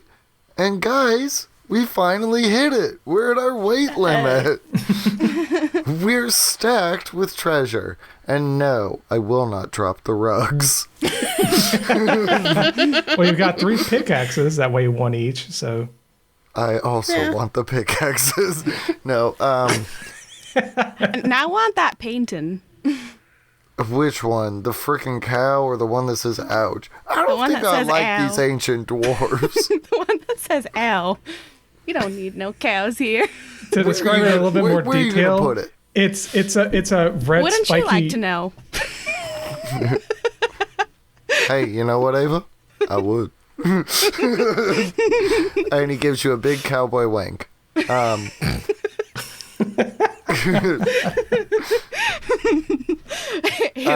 being said, can we try load? me. I would love to. Please stop setting me up. I have to deliver. This is not our vibe. We can load up 100 gold pieces into your robot buddy, right, Olathe? So that Yes. brings us back down to 21 if you want to. Wait, can we jam it full of gold and it's still one weight? Well, when you go to jam it in, it doesn't actually, there's no place to jam it in. But if you go to turn it on and you go to put the coins underneath, you notice that that big disc on that underside of it is a supercharged magnet. And it actually holds on to the coins underneath it. That's why all that gold fell out like it did, because it was just magnetized to the bottom. And you can actually notice that it can hold on to even more than just 100 coins. It can hold on to up to 200 coins before it gets... It's funny because if you try to put more than 200 coins, you just see it kind of get weighed down and it makes this sad boop boop, like it can't move. So you can only have up to 200 coins under it. I really want to game this system, but I'm going to resist the urge. So it can carry coins for you. Like it can carry one... It's essentially a little robot that can carry one load of coins. Let's find 2 more objects, and then we'll deal with it. Currently, we're at weight limit. We're fine.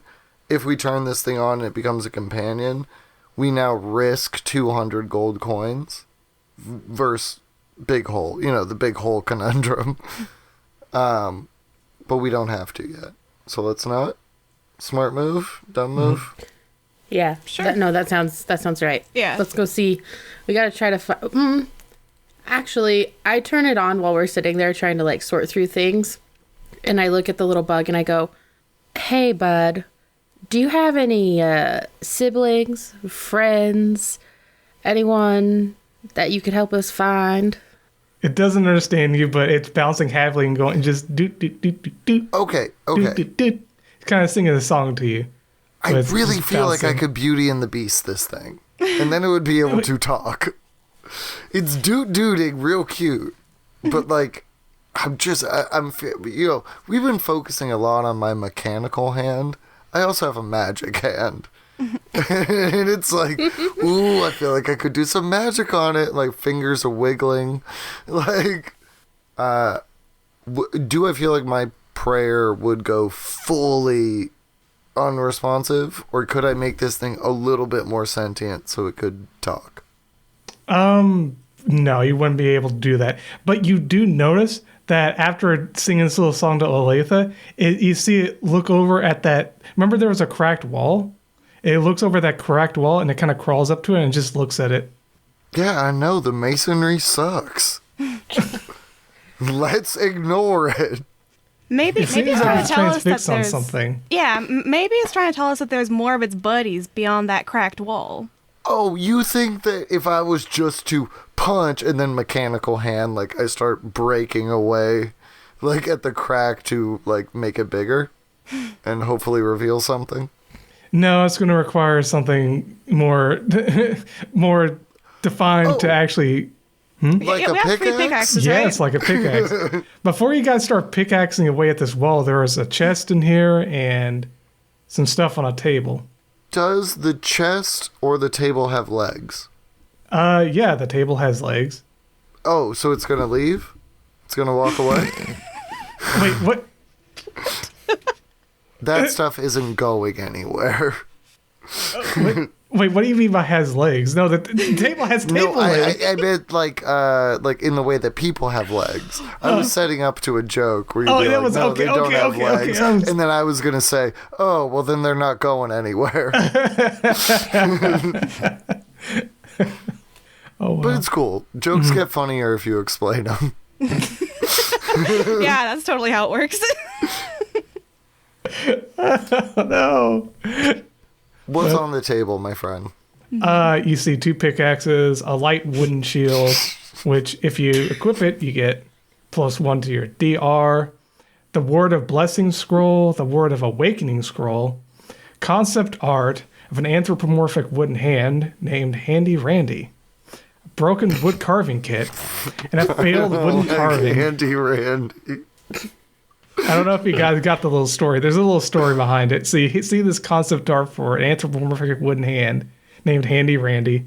Then next to it is a broken wooden carving kit. Like you can see all like the chisels and things. Looks like someone snapped them in half. And next to it is a failed wooden carving. It's, you know how people just have a hard time drawing hands, or just imagine trying to sculpt a hand. It's just an abomination of a carving. Flex looks at his prosthetic.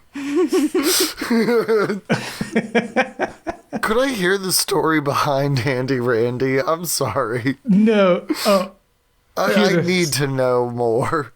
That's it. That's all. You can just kind of deduce that someone tried to, or had an idea for an idea for a character named Handy Randy, which is just an anthropomorphic hand. They tried to carve it and they failed at it, and they just broke it. Is it ancient dwarven, or is this like somebody found these ancient dwarven ruins and then decided to sit down and draft a pitch? From what you've seen with what you've seen, that's true. With what you've seen with the traps being set and everything, it looks like the kobolds have been tumbling through here. So this doesn't look like the dwarves did anything here. It looks like the vault is by the dwarves, like the actually good structures, like the columns and everything, like the ancient stuff. And all of this stuff that's like carved into the caves like this, these tunnels, are more like the kobolds doing. So all the traps you've been coming across with the chest that says ow, that's more like the kobold setting up a trap. Man, I look at Olathe and I'm like, we should have been freaking interrogating these kobolds. I suppose, but isn't it more fun to do it this way? I guess. And I look at you with a sly smile. We're just discovering things. So about these scrolls, so there's just blessing and word of awakening. Those are prayers. That's more of Flex. That's more Flex's thing. Bruh, so Flex can use them easily. So with scroll, the difference between scrolls and your grimoires and prayer books is the books themselves. You can reuse them over and over again. The scrolls are consumable, or you can spend time to scribe them into your books, which takes 12 dungeon turns. Which by so campfire, let's do that, right? Yeah. Mm-hmm. And like I say, you're by this campfire, and you'll need to eat and stuff. And oh, look at that there's another table. It's a kitchen table with salted meats and root vegetables. And they're 3 rations. They count as 3 rations, so each of you get a ration from that. You don't even have to take a ration out of your stuff. I hate to go back to Handy Randy. How many fingers? Like, is it a kobold hand, or is it like a human hand? It looks like you can't tell. It's that bad. But What's the drawing looks like your cartoonish like 4-fingered hand, and he's got eyes. And he's super cool. He's like your OC. He's like that OC glove hand. Did they sign their work? Because I want to meet this kobold. Yes, the work itself. It's signed by a kobold named Hellwig. Listeners, look for Hellwig in future episodes. I know I'm not the DM. I'm taking this NPC. Listeners, next episode I DM will be Hellwig centric. I find this character deeply interesting. Yes. Oh, that's wonderful. I asked my party members, Ava, Olathe, you see Flex is like weirdly transfixed by this blueprint. Someone needs to pull him out of this hole. Won't be me. Olathe walks over and lays a hand on his shoulder and says, well, now, I know this is interesting, and it's probably given you some ideas for if your hand ever breaks, but we could just like put it in our bag and deal with it after we find the important stuff, and after we give the important stuff to the museum, which means we won't have your dad with us, and then you can obsess over it more. Yeah, you want your robot or not? There were so many things that Olathe said that was making Flex like really think about stuff. Like, how do I feel about the museum? How do I feel about my father? Like, what is the value of treasure? And then Ava says, "Do you want your robot or not?" And he clicks back into reality. Hey, let's go. Ava's my anger translator. So that was what's on the tables and everything, and you're going to be scribing all that stuff into your prayer book. Got it. And you actually have scribing tools from earlier, so yeah, you can do that. No. I want to meet the man. The book, these designs have no importance to me. The person behind them, however. Oh, okay. All I needed was the name. Oh, okay. Got it. Body by Kobold. Okay, we have to move to another room. I'm stuck. Wait, but no, there's still a locked chest over there. And you guys do have a key for it now, so you open that up, you find another sack of coins, 200 gold pieces, weighs 1, a sack of just a ton of gemstones. Like, it just weighs 1, but it's like all the gemstones combined worth 500 gold pieces, so that's just an item on itself. And then you see another big bag, and it's a lot thicker and a lot heavier than the other sacks, and this is a Hoynes handed heavy sack. It weighs 2, but it can hold 20 inside of it. Oh, wow. And there's already stuff inside of it. You find a jeweled dagger inside. It's a normal dagger, but it's worth 300 gold. You find a spatula, and it says, "I can double your..." I'll supersize it. It's inscribed on it. "This is a mace of the Pretender. It weighs 0." And I believe the crown of the Pretender and the mace of the Pretender are both required to be carried or worn by or used by by a prophet. You have to double check me on that. Maybe one doesn't require a prophet, but if we find someone weak and shameful enough to wield this item set, I will happily give it to them. Mm-hmm. What are they worth in money? They're priceless artifacts. Oh, cool. So this is my dad's BS. Yeah. Oh my god, yes. All right. Also, okay, there's... about like the thing with the requires profit, the crown does not, the mace does. Okay, crown does not. Okay, that's what I was making sure of. So the crown does not. You can keep wearing your crown. I was thinking on that after prayer. I was like, I wonder if you're getting the negative one to favor. Okay, so besides that, don't want to get sidetracked. There's also a pointed magician's cap that weighs 1, and that's more for a magician. It does the same as the clearly, I put that on. That one gives a -1 to an intellect. That's so it's fine. the same as the crown, except... So you guys are wearing each other's hats. You guys are so stupid. Yeah. What does it look like, TM? And then you know who this is going to. Hat. Ooh, and you guys find so the last thing you guys pull out is a masterwork wormwood hunting bow. That weighs 2.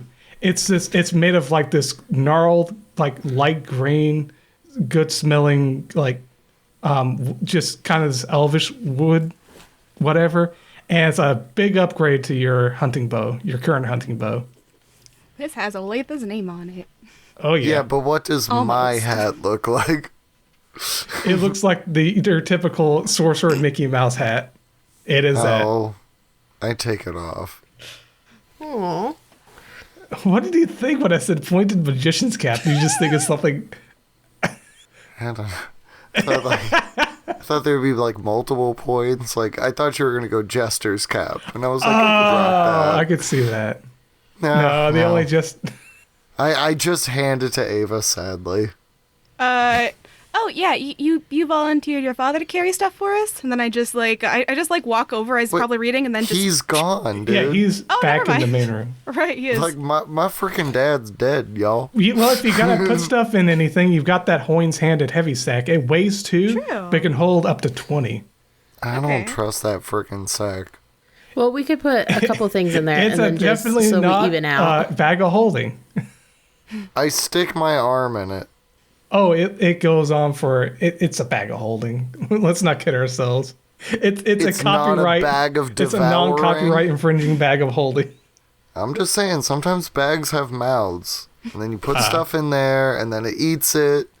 And this is why I have a mechanical hand. Mm-hmm. I'm going to give you a robotic thumbs up. Cool. So we're back down to 3 pounds of weight carried.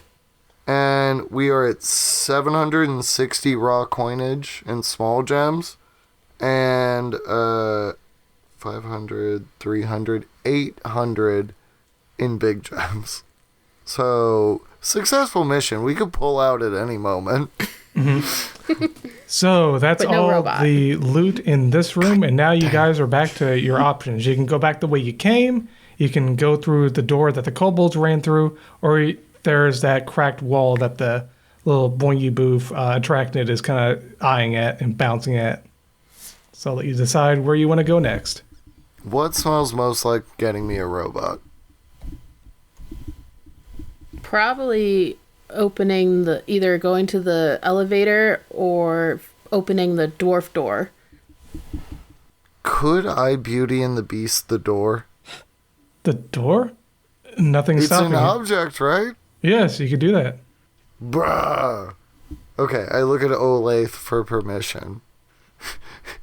I did realize just now, but Flex is getting big sister vibes from Olathe. And I'm pretty sure Flex is like twice her age, but it's fine. She Wait, looks is at him. Olathe like 14? Oh no, I guess we're around the same age then. She's not. Yeah, okay. I'm Not the that oldest one old. here. I'm like 100. but I didn't. But Ava didn't tell you that. But if you ask Flex, we're twins. Yes. So Olathe kind of looks at him and goes, "Do you want a Beauty and Beast the door? Do you want to make the door talk?" I feel like we could really ask the door, like, hey, where's all your little buddies? Yeah, that seems like the best plan. So let us go to the bug door and let's talk to the door. Interesting. Now you'll have to roll your favor, and you risk a chance of becoming forsaken when you go to roll. So, Look, Yeah, I roll apologize to my mom all the time. Flex is very handsome and arguably like a cute individual, but he is a bad man who does bad man things. He is not afraid of becoming forsaken. The only person he is beholden to is his mama. So how complex is the object? low complexity. It's just So just one check. just one check. Alrighty, Roo. Baby, you know it's a 3. Oh, there you go.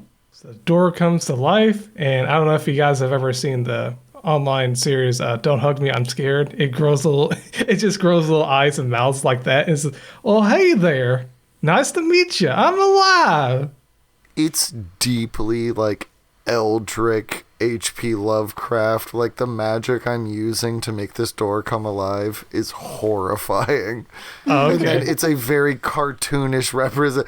Yes, I am yes. invoking deep You got the magic vibe. to create a cartoon. I have no beating heart, and my eyes actually don't work. I don't know why I'm here, but it's nice to meet you're you. here to answer a question. Oh boy, I do love questions, even though I've never been asked a question in my life. What is it? Oh, you've been asked a question right now. Are you worthy of existing? I don't know. Oh, that's not the answer we want to hear. Come on, be proud of yourself, brother. By the way, it just has this it can't not smile. It's just smiling, its eyes looking around, like darting back and forth. Like, definitely don't hug me, I'm scared, puppet, like Sesame Street vibes here. I will use Flex's deep voice. I created you. The room Through is dark. fire, might, and machine, I could destroy you. And I have a simple question. Are you worthy of existing? Well, I reckon Say I yes. am. Say yes, brother. Just say yes. Otherwise, we're going to break you down like the door you are. It's still smiling. It's shaking. The door's shaking down. It just whispers. The door's shaking? Yes. I'm loosening the door. The door's already unlocked. The door's unlocked? This is the treasure vault door, just so we're clear. Wait, no! You didn't. That was what the idea was. I thought you said was the going wooden to door. do the main door we need to get No, we through. were. Yeah, we were backtracking to talk Oh, you to were it. backtracking to go back to the door? Oh, I'm not gonna awaken a piece of wood, dude. Let's redo this whole thing. Okay. So you guys wanted to backtrack. Yeah, give me a scarier voice. We're leaving. We collect Okay. all the loot. We're done with this room, and the idea is we're gonna Beauty and the Beast the main door and say essentially, where are your keys? Okay, in that case, this would be a 3-part complexity. Yeah, that were the case. There we go. I was like, Yeah, damn, yeah. treasure vault. Okay. Yeah, So can I keep the misunderstood 2, or what do you were want saying. 3 fresh I was having rolls? fun with this wooden door, though. I mean, Like to ask look, about the kobolds. But you're gonna go to the how much is the carrying capacity for the door? for the wooden door? If I was to carry the door on my back, is that like 1 or 2? It'd be 2. Cool. We're currently at 4. I have made the door sentient. It was the wrong door, but I'm carrying it with me. and this is my bud. Which are you still are you talking about? You're not talking about the wooden I would door. are you? like to canonize the first door that we incorrectly awakened. Okay. Thank you. And then I break it off its hinges, put it on my back, take it as a 2-weight object, and now we're moving towards the door we actually want to talk to. And then it asks you again. Well, what did you have any other questions for me? I don't know, talk to Olathe. And I walk in front of Olathe so the door is facing you. It gives you that look in its eyes. It's still smiling with that cartoonish smile and eyes, with a look in its eyes like, help me. But you don't know Well- if help me means like kill me or rescue me or what. You're very unsettled by this door. She kind of nudges Ava and goes, he didn't strike me as a pet kind of guy, so I guess it doesn't surprise me he now has a pet door. And then she turns back to the door and goes, do you know how many kobolds there are in this whole operation? How many more people I'm going to have to scare off? Oh, good. A question. I don't have to question my existence anymore. Yes, there's about 9 kobolds here, and then one real tough one up there controlling the elevator. They call him Randy the Elevator Man. Handy Randy? No, I know Handy Randy. Flexes Handy over Randy's his that. shoulder when the door says, I don't have to question my existence anymore. He goes, you do. We should never stop questioning our existence. Why are we here? Yeah, anyone who exists always needs to question their existence. If they don't question it, they don't exist anymore. What, do you want to not exist anymore? Fire in her hands again. Also, we exist in a world in which the afterlife is quantifiable. We could go there through a door. And you're a door. So, like, what does that mean to you? What are you a door to, my friend? I'm the door to the elevator room, he says, shaking. He answers you simply and honestly. He values his existence. Flex cries.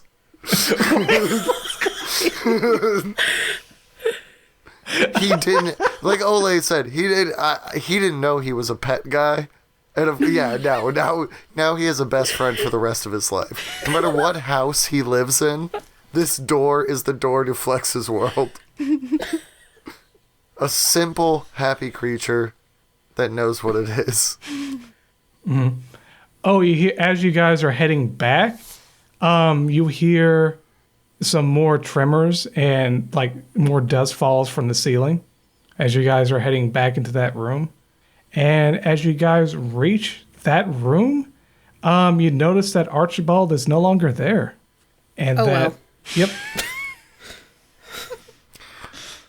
At the best, he has renewed his fire for adventure, and he is off having a big fun day. At the worst, he's back with Mama. And we got a door to talk to. Okay, so you go to the door. So as you're going up to the door, you notice that the tremors are actually coming from the other side. There appears to be a banging coming from that side of the door. It's like bang, bang. You know it's coming from the other side. It's causing tremors in the whole cave. And so you're going to attempt to use your magic on that big door, aren't you? First, I knock Shave and a haircut. Knock Shaven. Oh. Dun, dun, Knock, dun, knock, dun, knock, dun, dun. knock. And then I wait for a response. Is it sentient enough to know shaving a haircut? The knocks you're doing aren't loud enough to really echo through. With this thing, you can feel something is huge and powerful banging on the other side, like it's trying to push through. I find that insulting. I punch with my whole fist the rhythm of shaving a haircut with my massive mechanical hydraulic arm. In between, like the massive like pounds, you do that. No. I'm repeatedly punching until the being on the other side realizes there's something on the other end. Mm-hmm. I'm trying to check, does it care? It doesn't seem to care because no matter how hard you punch, it doesn't seem to be aware you're there. I look at Olathe because this is a very thick metal ball. Now, like I say, you can cast your Awakening Scroll on this thing, but it's a complexity of 3. I ain't afraid. As long as I don't roll a 6, I'm fine. Mm-hmm. 3? You roll the 6? Do I do the third? So now, does that make it fail? Or do I succeed and become Forsaken? It fails and you become Forsaken. Can I try it again? You have to make a sacrifice in order to no longer be Forsaken. Okay. Before you can start again. What would be a good enough sacrifice? It has to be an object or a person. Or it has to be an object worth 100 gold pieces or more, or a living person. I look at myself like, look, I'm down. And then my eyes go to the giant bag of gems we have. Yeah. Oh, so you're going to use the gems? I look for permission from my party members. Olathe is nodding. Yeah, I shrug. Just like, go for it. Mm-hmm. So you can do that again. Come on, Dice. Don't do me like that. 4? Oh, did you do it again? You got another 6? I did it again. Yep. Does this take dungeon action time? Every time you do the sacrifice, I believe it takes. Yeah, I believe dungeon time is going by. Let me take a look here. Because like, how bad do we want this? Because at this point we're just burning cash trying to do this. And torchlight, I guess. It takes 3 dungeon torch for each extravagant sacrifice. Yo. So you burn through another knowing torch. that, I don't think I would have done it the second time. Okay, that's fine. You can only say you just did it the one time. Yeah. And didn't make the sacrifice. Well, you would have made the sacrifice one time just to no longer be Forsaken. Yeah. Yeah. And then, like, as I start to kind of, like, work my magics up, and I get, like, a bad feeling, like, I don't think this is going to work, and this is taking a really long time. Mm-hmm. What's the move? Well, Like, let's just go through all the rooms. Let's just do it. Speed run it. No more wasting time. We just go get whatever we need to get. Go. Get on. So let's see. 13. So it's been 13 turns. You're on your 3rd torch now. I'm at 8. 8. Dungeon turns? Mm-hmm. Let's see, because it was 5 in the first area, or first level, then 6, 7, 8. And then you move. You see, every time you move another room, it was 8. Even if it's unlocked? 9. Yes. 9. Oh, 10. I didn't know and that. now you're in the then main room, and then it was 11, 12. Now you're at 13. So where to next? Like I said, you're in the main room, and Archibald is missing. You've got that metal door that leads into the structure, and you got the... Oh, no, Flex doesn't like his dad. He doesn't care that Archibald is missing. Okay. Yep, if you need other options, let me know. Or you need to know your options in each room, let me know. Metal door, then. That's where we're at. So the metal door is locked, and it is a metal door, so you can't break it down. But we have tools. Yep. So go ahead and roll agility mod. Not me. Olathe. Oh. Yeah, we really want Olathe to roll this one. Yep. Sweet. Olathe rolled a 1, and her Perfect. mod is 5. First time, I don't know if has Olathe used lockpicks in her life? She won't admit to it. Okay. So she's like, wow, I'm just a natural at this. Look at this. Okay. And just Olathe and it and just Flex squeaks open. hang out. One second. Let me get to this. So, the door squeaks as you push it forward, air rushing past you into the room as you do. Light from your torches glints off of dwarven armor and weapons. You see 2 red carpets, a crate, and a table filled with daggers. Another metal door is at the opposite end of the room. Well, Flex, are you going to go do your little rug routine and I'll go unlock the next door, and Ava, you can go through the loot? Yeah, sounds good. How about your bug thing? Is it telling you anything? Like it did with the cracked wall? I look down at my companion and I go, "Hey, little buddy, are any of your friends in here?" Doot doot. And it starts like crawling towards the crate Oh. and Well, crawls onto the side of it. looks like that's the place to start. So you then go to the crate, Yeah, I'll go ahead and go to the crate since Olathe said that she'll be unlocking Yep. the door. you pry it open, and inside is a blue one of them. It's a blue attractant, Okay. and it's powered off right now. And there's also a kobold monster mask, a merfolk monster mask, and who was the one that opened the crate? I did. You did? Okay. Are you still wearing your King of the Chicken Nuggets crown? The crown and pretender? Yes. You're going to need it. Roll a favor check. All right. Oh my god, I rolled a 6. I mean, 5 Uh-oh. with the thing. Yeah, I rolled a 6. You look inside and you see one of those smiling comedy masks, and you're compelled to like put it on.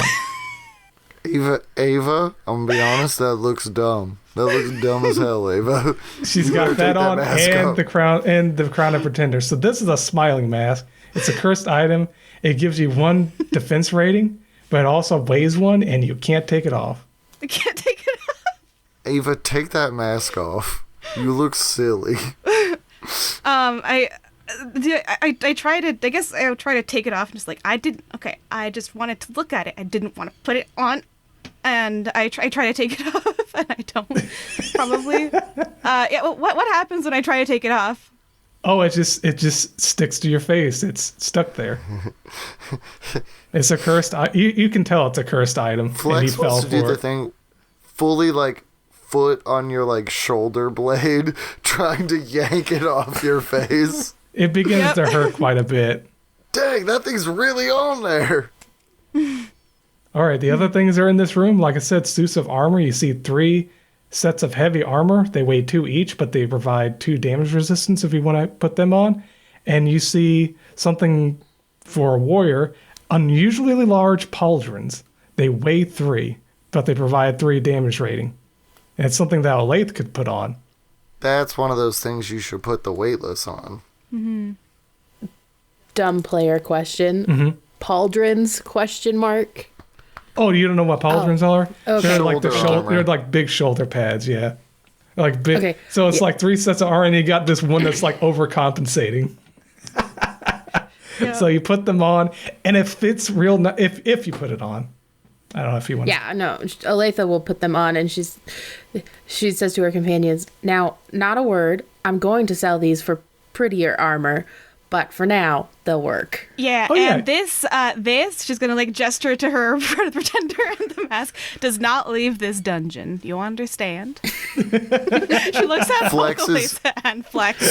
Still pulling at her face mask. He really thinks he can get it off.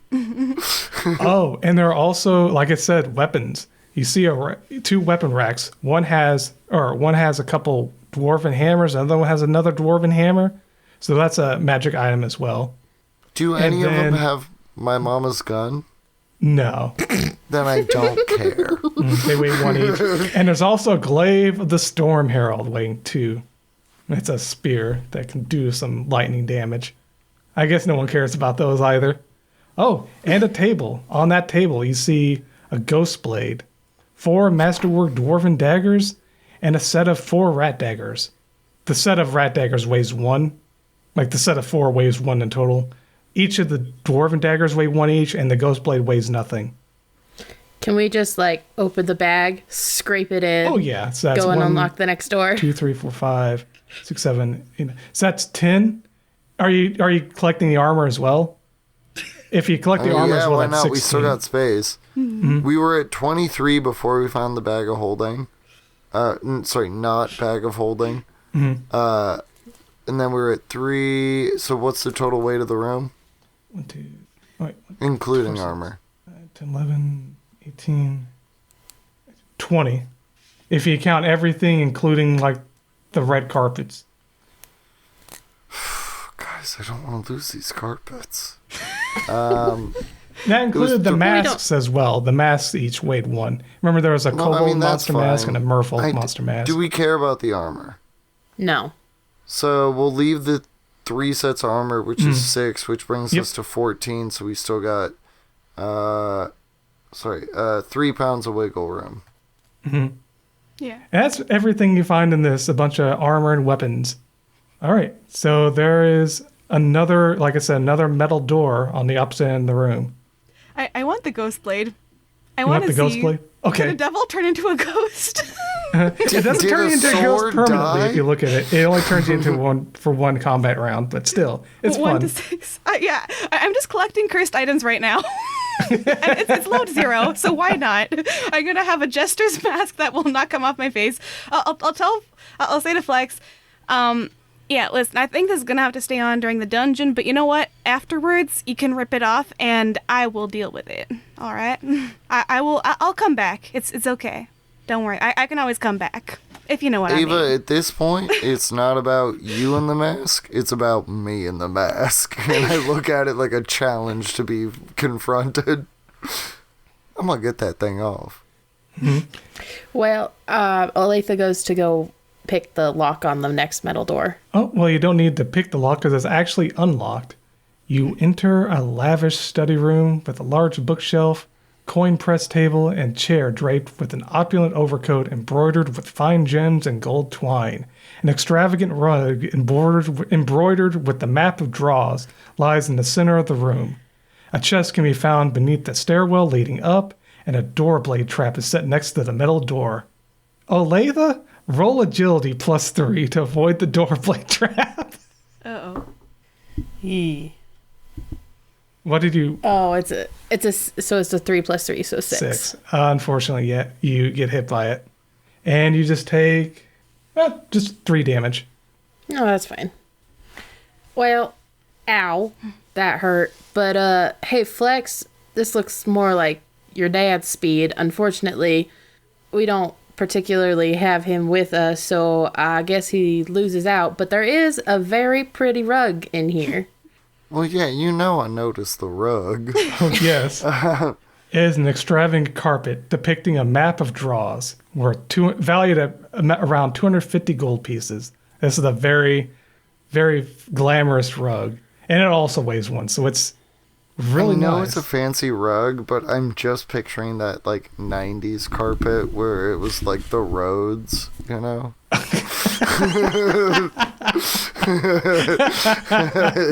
That's awesome.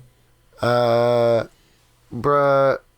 Okay, so we're at max weight. Do we want to loot the room for efficiency? Because at this point, I don't see a robot. Well, And also, my dad's, like, probably dead. And I now know every time we move, it costs a turn. So we only have, like, 10 left, basically. so Olathe quickly kind of scans over to see if there's any, like, secret passageway to try to, like, backdoor into the vault. Because, you know, head honcho's office might be a secret door somewhere to try to get closer to what we're assuming is the robot. Go ahead and roll a favor check. A favor or intellect between everyone. Oh, choose it. And then when everyone rolls. So Olathe knows nothing. Okay. I You rolled a rolled 3? That's a crit fail. I rolled a 2 and then -2 from the hat. I mean, sorry, Oh, okay. from the staff, I mean. So, yeah. So 2 and then -2. With 0. intellect, you're able to notice a secret door that's on the side of the wall leading to it right where the vault door would be. So the vault door is right there in case you need to get a quick access to it. Like it's one of those spinning doors, like those spinning stone doors. Ah, I see. I look to Olathe and say, "You mean this secret door?" She just kind of pushes it over. Yep, and Yes, right out of it is where the vault is. So you don't have to go backtrack through that room. There is an upstairs if you want to go there. But yeah, you guys have quick access to that door. Good to know. All right. All right. What's next? Where are we heading to after that? Is there like another door leading away from here? There is, right? Nope, there's just a stairway going up. How many bugs do we have? We just have the two, Two, right? Well, she looks at her little buddy and goes, "Is there another one of y'all upstairs? Do we need to go upstairs?" It's already Come on, buddy. dooting its way up the staircase very slowly. Doot, doot, doot. It takes one step and goes doot, doot, doot, doot, doot. It's making its way up the stairs. Not waiting for you guys. Doot, doot, doot, doot, doot, doot. It's that red one. Did you guys turn on the blue one? No? No. Okay. Not yet.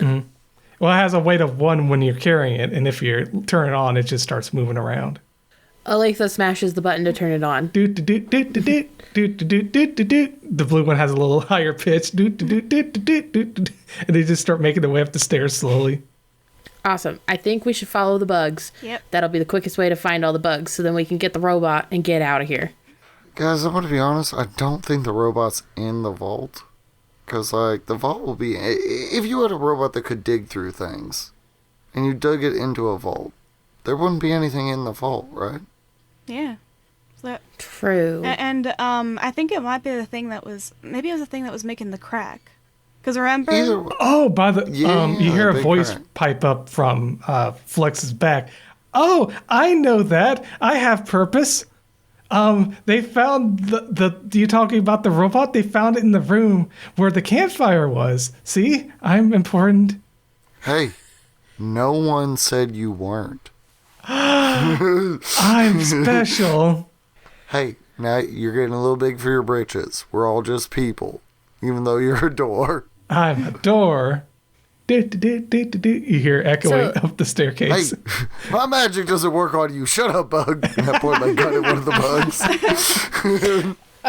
So I'm going to ask the door, well, they found the robot in the room with the fire. Is the robot still there, or did they take it somewhere? Did you see where they took They it? started drilling it all over the place. They started drilling tunnels all over the place, and I think they found something real big because I haven't seen it since. And he's talking When about was- in the direction where remember where the kobolds fled towards the elevator? They say they found it. Or it Their went that way. exit. When was since? Do you have a concept of time? I don't know. I'm sorry. I only know how to answer questions, Hey, not the hey, concept of time. No, think about it this way. You met me, and I made you awake. That has been a length of time since then from now. How many of those segments of time has it been since you saw the robot last? I lot saw or a the little? robot quite a bit of those times since. And the idea is like maybe a day ago. Flex is weirdly proud that he's taught a door the concept of time. So now I'm learning about time. Oh my god, this is like don't hug me, I'm scared. It's gonna be what it's gonna come as like, let me teach you the concept of time, even though it's a door. Look, well, Oh, one day, God. 1,000 years from now, Flex will be fully mechanical, and there will be the wisest, most Gandalf door at the apex of his chambers. But it seems like the other little attractives are upstairs. So I don't know if you guys gonna follow it. Yep. Okay. Yep. Where am We're I following. at? Here we go. So you walk up the staircase, and the smell of finely aged alcohol fills the air. On one end is a bed, chest, bookshelf, and desk. On the other are crates and barrels. 2 fancy rugs are laid out on the floor. The stairwell leading down. The stairwell is leading down between the crates and barrels, and a mini version of the vault door is next to the bookshelf. It has a single indentation on each side rather than 3. So, how many dungeon actions are we spending getting drunk? Yes, One or 7? the source we of the could- smell of the liquor and alcohol comes from those barrels, and every barrel is just like filled with like finely aged liquors of all sorts. Just it's been here for hundreds of years, been aging for that long. I mean, when in Jishop, I start drinking. It's the tastiest liquor you've ever had, and you get a nice buzz from it. Hey, pop that robot in the door.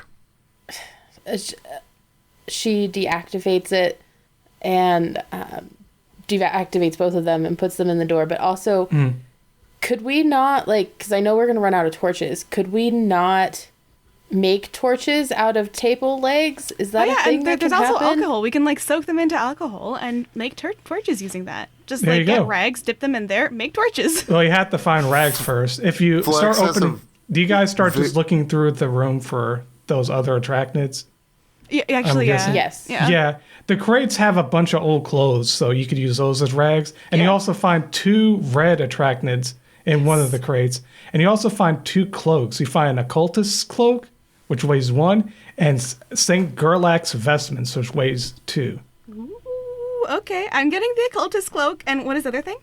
St. Gerlach's vestments. It's sort of like a pope's outfit.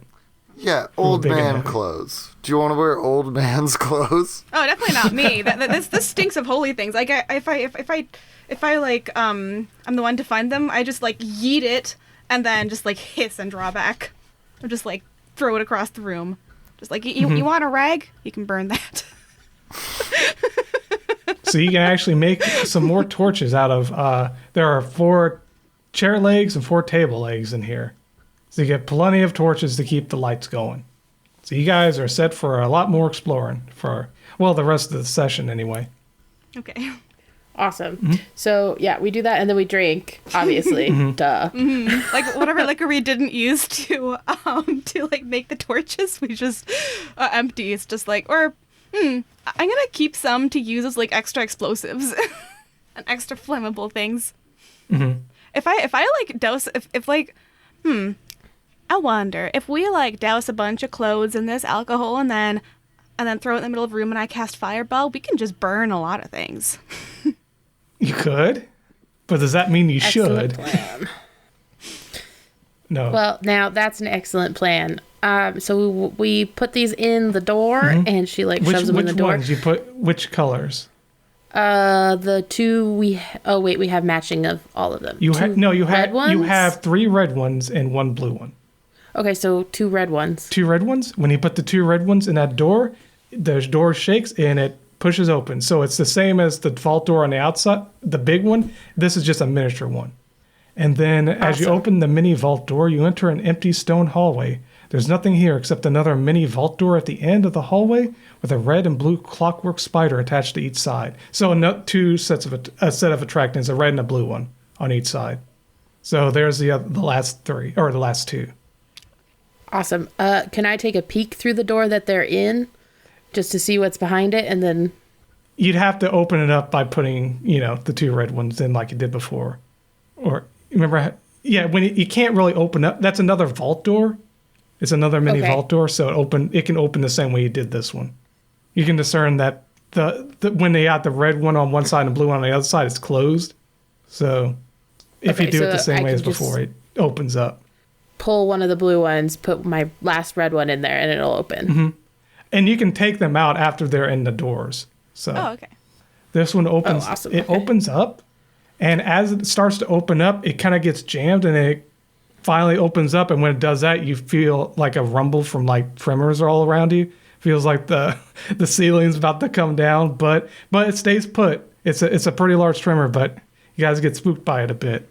And you look inside this room, and it has the smell of rotten filth overwhelms your senses. You see animal cages, coffins, and an altar and a chest beside a stairwell leading down at the very end, and 2 fancy rugs laid out on the floor. The altar has a gothic aesthetic with a faint light glows from the staircase. Awesome. Hey, Ava and Flex, this is more your speed, and Olathe's going to go collect up all the bugs and make sure they're following her. Well, Olathe is doing that. Flex and Ava are looking inside the room. Yeah, I'll look inside the room and see what stuff, like, either dangers, valuables, things I can find.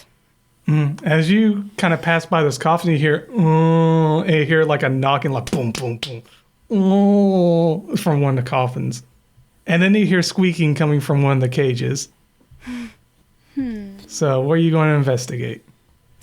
So there's like a weird knocking, possibly undead, possibly kept prisoner thing in a coffin, and squeaking from the cage. I want to investigate the thing in the coffin. You open it up and it's a zombie. Oh. So you have to roll for initiative real quick. So you and Flex, since you guys are here, you guys can roll for initiative. Just roll a d6 and add your agility mod. I've got a ghost dagger. I'm not afraid to use it. So I rolled a 3, so I've got 4 total. 5 for me. 3 total for me. Okay, so first off is Flex. I shoot it with my gun. All right. You take out your gun and you use that bullet to shoot at it. Go ahead and roll a d6. 2 on the dice. It was real close, but grazed it, and it goes, and it goes to attack Ava. Ava, go ahead and roll a d6 to dodge it.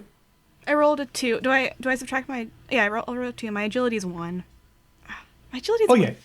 No, you don't. No, you don't subtract your agility. It's just the dice roll, and you were able to dodge it. It lumbers forward. It has a very hard time hitting. So now it's your turn. Okay. Oh, right, because I had my defense rating or something, right? Do I add defense rating too? Okay, good. Oh, my turn. Okay. Is there like any attacks of opportunity, something like that? Like, can I back away from it without any penalty? No, it's sort of this is very theater of the mind. The only thing you gotta keep track of is who's in melee line and ranged line. So. Okay, like, can I back up from it enough to cast a fireball at it? Yes. You back up enough from it. You kind of back your way up into the rows of cages onto the carpet, and it kind of looks like an arrow going towards the. It's the perfect because there's a whole bunch of coffins right there. So you cast fireball right there. Oh yeah, okay, great, because it's all creatures in a 10-foot area in the same room. So like, how many of the coffins can I get with that? Oh, they're all of them. It's in a perfect alignment. So I have to roll to I roll, right? My intellect, and then I think my occultist thing gives me a bonus as well, so I'm gonna see that. And mine is d6 bonus to spellcast checks. So I rolled a 2, -2 for my staff, and then it hits definitely. Yeah. Go ahead and roll your damage. Ooh, yes. Okay, so then 4 + 2, 6 damage. Oh, okay, yeah, that zombie's fried. And it bursts into flames, and all the coffins burn up, and it's just a smell of rot. And then they just all kind of like burn to ash right next to you. And then you hear like happy squeaking, like applause coming from one of the cages. And you look over, and it's just a single animal in one of the cages. It's a white rat with bat wings that sprout from its back. It looks up at you with intelligent eyes. I'm gonna. Is the cage locked or anything like that? It's one of those cages where you can just pull the thing up, like the pin up, and open the cage. Okay, I'm gonna first free it, and then I'm gonna say, Olathe, I think you like pets, right? I think I found one. Flex has his gun trained on it. It's a little white rat with wings, and it seems has a little bit higher than average intelligence. And it has little bat wings, and it kind of flies around. And it flies around Ava, happy that you freed it. And then it starts it's free, and it goes off to that stone bridge where Olathe is. So this counts as another like Master's Bauble, except it's flavored as a little white rat with wings. Okay. Snowy part 2. It's bat snowy. I love Snowy. Yeah, I know. All right. Well, after that fireball, it started a slow tremor, and then there's another huge tremor, and you see rubble next to where that stairwell is, like fall in, and like you start to hear crashing all around you guys. In fact, a bit of rubble from the stone bridge falls out, and actually creates it to where you guys can jump down from the bridge. So you got the stone bridge counts as the main room now. Okay. If you guys want to just jump into it. We have all the bugs now. Oh yeah, you have all the bugs. You got this little white rat friend who's flying with bat wings. Shall we go open up the main vault and see if we can't figure out if they got the robot in or not? Yeah, or at least whatever else is there for loot. Yep, sounds like a plan. Periodically at that vault door, you hear slamming. It's like boom, boom. and you see a couple of dents actually making it through, and they kind of look spiky like a drill was hitting it. But the door is still standing firm. It seems like it's just too heavy to break through. And it seems like a mix between all the activity you guys are doing and the activities of it is causing all of this cave-in stuff. Like, it looks like a cave-in is imminent now. Awesome. Olathe quickly shoves the bugs into their spots on the door And to get what the door to order are open you up. putting them in? I have 3 of each, right? No, you have 4 red ones and 2 blue ones. So red, blue, red. Yeah. Left, right. Yes. So the mechanics, if you look at their little things, they have magnets, and one is positively charged and one is negatively charged. You can kind of see when you put them in, the red one's like pointing up and the blue one's pointing down. So it's like polar attraction. So you got the positive charge one is negative. That was the idea. So to close the door, you put opposites. To open the door, you put the same. So you got 3 pairs like that together, and it starts to open up. As it opens up, you guys get hit by a spotlight that's on the top of this giant bipedal mech. It's got all this clockwork, and it's got a drill hand and a normal hand. And you see on the front, you see 2 more of those fixtures for those bugs, the arachnids. And inside, you see through the glass, you see 3 kobolds manning the mech. And now you got everyone here goes ahead and rolls initiative. Because now you guys are all fighting this mech. So roll a d6 for everyone. 6 for me. So, and did you add agility? Your I agility did. mod? Okay, cool. So that's 4 for me, that's 6 for Flex. But the other 3. 2? 3 for me. So you roll and then you add the mod. That's an 11. I rolled a 6. Ooh, nice. And my You mod definitely is go 5. first. Okay. Just a reminder, you guys can move all around the room because this is the main room. And there's those 2 wings on the back that you can move into. But yeah, it's this whole open room. The walls or the ceilings are crumbling down.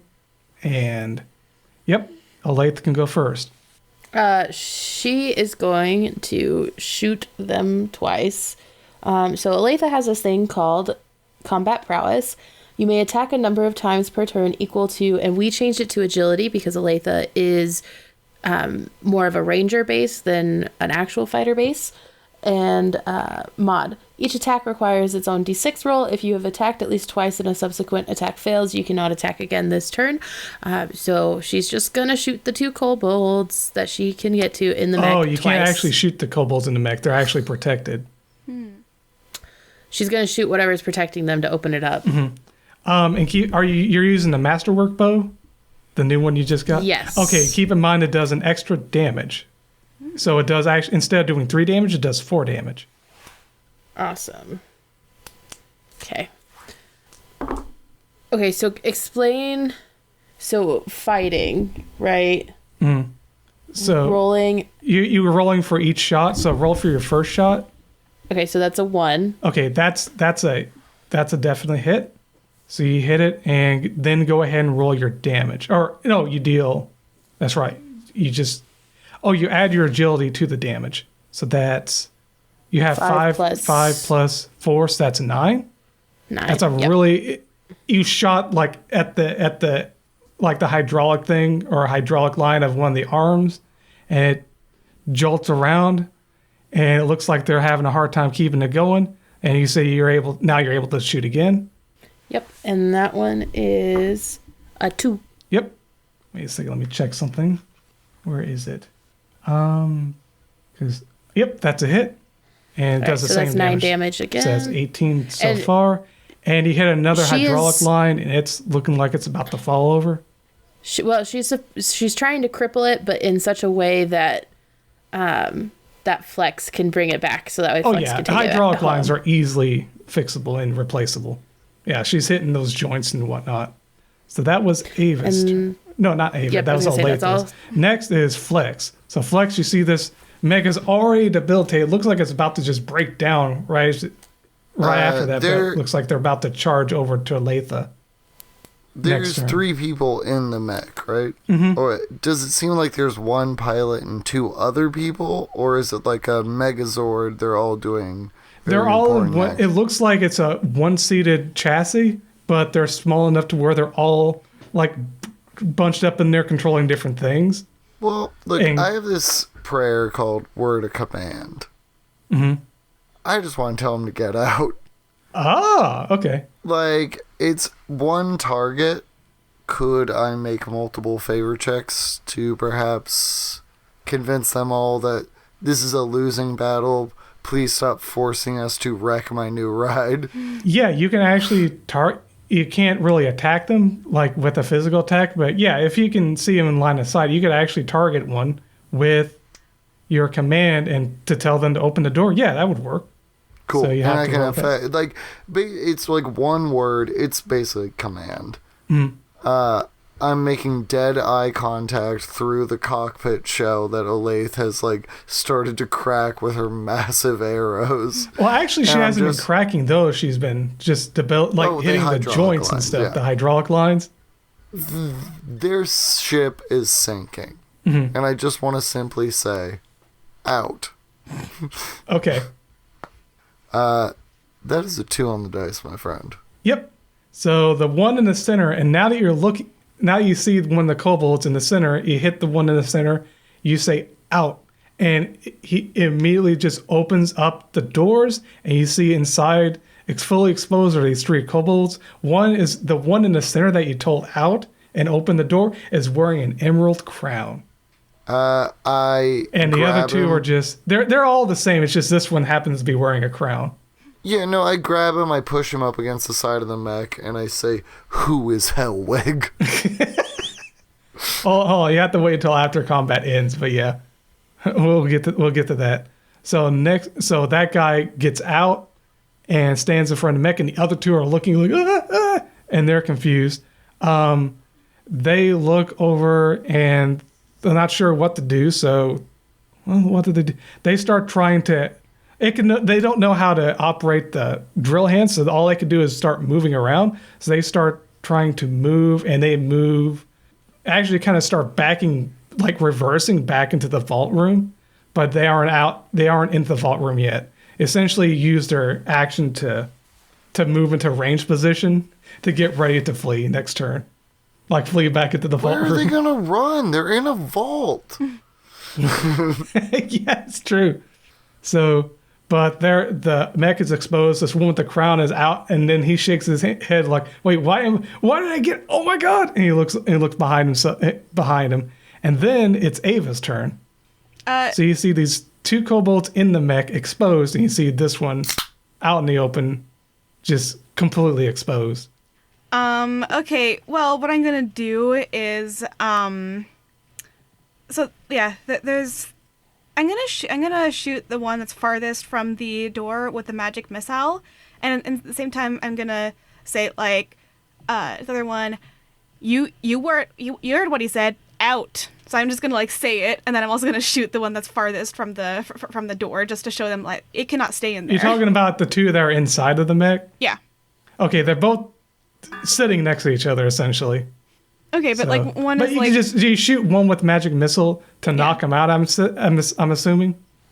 Yeah, knock him out, kill him. Ava doesn't care. Okay. So I rolled a 5, but then -2 from that thing, and then minus a d6, -2. So that's a 1. That works. 2. And that. And you deal how much damage? I think it's 1d6. Yeah, it's 1d6. I deal 6 damage. Oh to wow. one of them. I rolled max. So I guess the So one that that's guy, you farthest from just the door. blast that guy out, and he just pops out, and he's on the ground dead. And now the guy is too scared to want to fight anymore. Realizes he can't control himself. He has to reach too far to grab everything. He just like and jumps out and starts running away into the vault. Actually, like away from you. And that's it. Combat is ended. And the mech actually hasn't been destroyed, and it's only been slightly damaged in areas that you can easily repair. And this thing is in pristine because Olathe shot with that masterwork bow and just hit like dead on 2, like it surgically hit 2 hydraulic lines just to stop it from moving so well. So you're easily able to repair it. There you go. Unfortunately, There you go, Flex. it is still operational, but it's very hard to work. You can't use the the drill hand, essentially. And at that moment, you start to hear like crashing and rumbling, a huge amount of tremors. It feels like it's a long-standing earthquake, like there's going to be a big cave in. And the place where you went by, it gets caved in. You guys can't escape the way you came back, so you have to find another way out. That's okay. I got portal. I can just portal everyone to the entrance. Yeah, the caster opens a portal to any previously visited room in the dungeon. This room may be on a different dungeon level. This portal remains open for 6 dungeon turns. Mm-hmm. Question is, All right. Can we take the robot in the portal? Like, say that like we were to go and then Flex were to like take the robot through the portal. Yeah, I'd say you'd be able to take in through the portal. But okay, so you have a way out. The walls are crashing down. You guys have a way out. But there's one last thing that needs to be taken care of while you guys have limited time. Like I'd say maybe like 3 to 5 dungeon turns before this place fully collapses. There's still that vault room. You haven't looked inside there yet. Oh, right. Oh, yeah. So those 2 kobolds, including the one that ran, the one with the crown, are running away. Like they're running towards the vault room as well. And this place is crashing down. They seem to be running for their lives in that direction. But you guys have an easy way out of here. So, okay, so we have 3 to 5 dungeon turns, right? Mm-hmm. Should I cast Portal now, and then we go do the things and then come back? Or should we do the things and then I cast Portal? I like plan A. Okay, so, Yeah. I'm gonna conjure Portal, and this portal goes to my little pocket realm. Okay. So would work. does it That cost- works. Just an escape. That would actually be fine. It can go to the very beginning of the dungeon if you'd like, so we'll just flavor it as that. That's perfectly fine. So, yep. Does it cost a dungeon turn to go into the portal? Let's see. No. Yeah, it doesn't say anything about that. Then before we crack our 3 to 5, let's very quickly move all of our loot and our robot to right in front of the front door. Let's put our luggage at the door, basically. Yep. Yeah, it's one of those. What do you call it? Like the stop and shop? What is that challenge where you go into a grocery store and grab as much as you can in a time limit? It's like that. You know what I'm talking about. Supermarket sweep. Yeah, that's what it is. Yes. That's what you guys are doing right I now. love that show. I can't believe it took me that long. You guys have a few dungeon turns to go into that vault and grab what you can. Yeah. And by the way, everything that you see at the end of the portal is like just this walkway and lava surrounds them. Because obviously it has to be a dramatic entrance, right? Oh, yeah. Oh, yeah. So it looks like you're walking straight into hell. Yes. So you guys walk into that vault room. There are treasure chests galore. It's like between 50 to 80 chests. Just some are closed and locked, some are open. And the ones that are open, you can find a bunch of different just objects and items. You find like some gold bars here and there. You guys can start just gold bars. You find like priceless antique books. Of course, more rugs. some masterwork Now we're dwarven talking. weapons and armor and scrolls as far as you can see. Yeah. So you're just seeing all these different Is- priceless artifacts here. Does Archie show up at any point? Does who? Archie. Exactly. Oh, Archibald. No, Archibald is nowhere to be seen. Awesome. So Olathe feels less bad about not grabbing the books. Okay, love at it. this point, Flex freaking does a pass around the dungeon looking for his dumb dad. Make sure he doesn't die because of rocks. You can't That would find be him anywhere. embarrassing. Nah. Oh, okay, so he's just out. Yeah, he's just out. Oh, first time he decided to do something. Awesome. So well, now we have a lot of loot. Should we just grab some of these priceless artifacts for the museum so we can actually complete our job? Couldn't we just load everything into the mech and have it carry everything, and then we just walk it out the The portal? mech has a hand, and the hand can grab onto 3 of these chests. Like, it can, like, scoop it up. But not everything. It does one of those cutaways where it goes to Flex and he's just covered in chains and rings and like wearing multiple crowns. And it's Yeah. like, I'm sorry, who are we working for? What? As you're doing that, you start to see rocks falling from the ceiling in the loot chamber. Like, they're crashing down. All of the gold is, like, splashing all around you past your faces. And there are some rocks coming down. Hold on a second. Each of you, let's see. So Flex, there are rocks falling from the ceiling. Flex takes 4 damage. Ava takes 2, and Olathe takes 4. Olathe looking real rough, y'all. Yeah, let's get out of here. This isn't fun anymore. I want to take my robot and go home. But you're right. having a real fun in that robot because it's very easy. It was very like practical in its design as far as function. You're able to use it. There are some things that are inoperable because, of course, the hydraulics. Like you can't use the drill hand, but the other hand is still working, and it's kind of limping on just one leg and dragging the other. But it still works. Even in its broken state like this, it runs like a dream. All you gotta do is make some repairs, fill some hydraulic fluids, and you're set. I don't care about that at all. I have one more robot than the average person. So even a broken robot Is a robot. Yeah, so let's all safely get out of here. You're able to make it back to that portal with all of your loot and all of the riches and gems and glory and everything just all wrapped around you. None of those stupid antique books. You don't care about them. You just care about the money and the glitter and the glamour and all the cool weapons that you guys found. And you guys make it through that portal as the cave just starts to collapse behind you with all those columns because you're in that main center area. So you look back and you see all the columns coming down and just crashing. Some rocks kind of come through the portal as Ava closes it up. And now you're in hell. So it's like dying without the pain. So you guys would be able to make it. You guys would be able to make it back then. You're going to turn in the mission. I assume, yeah. So whenever you guys go back, you guys are able to turn it in. And he brought so many priceless artifacts back. Oh, by the way, Archibald made it out. He actually ran out when he started hearing more tremors. He started to realize that the place is about to come down soon.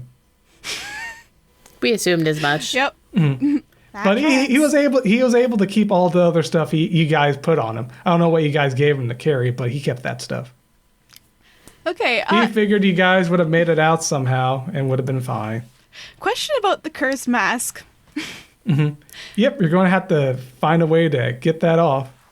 And if you want to just roleplay it as going to a decursor place, shop, or whatever to get uncursed for a price, you could do that, I guess, if you want to.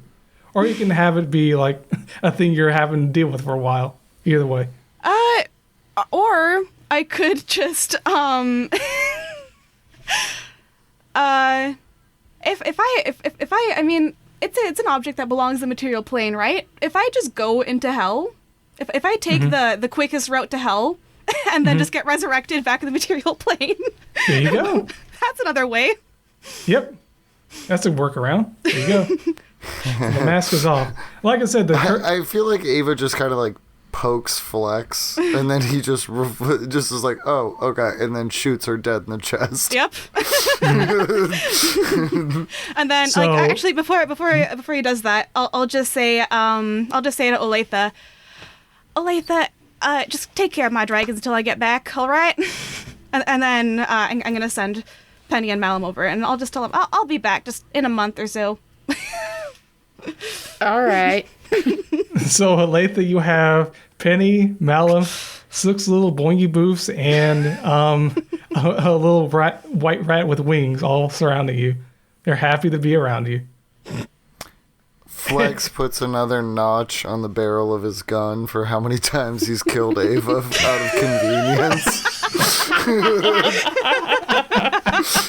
Just another time. Hey, I mean, I cauterized your arm wound shut, so I mean, yeah. The bodies are just the vessel. Before Ava goes though, the museum actually, since you guys found so many artifacts, you guys are allowed to actually keep one with you. The mask doesn't count. So if there's something like Olathe wants to keep that masterwork wormwood bow, you can. That's fine. Mm-hmm. I'm guessing that's the one you want to keep. But things like the Hoynes handed haversack or whatever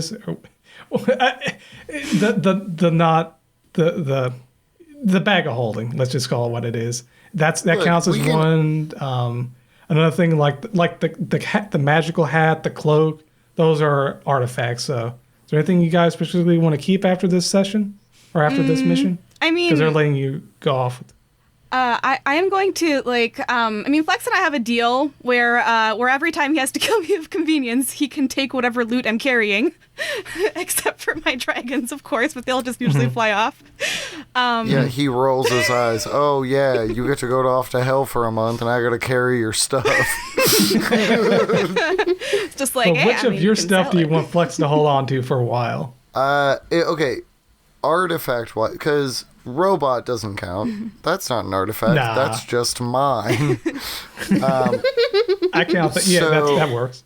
If I've already shot Ava in the chest, and you don't, do you want your magic hat? That's not an artifact, right? No, like the crown of pretender. Yeah, So- no, I wasn't gonna keep that anyways. Speaking as the executor of Ava's estate, we will take And the the executioner. monetary value. Yeah, as the, Executioner and executor. I'm the executioner.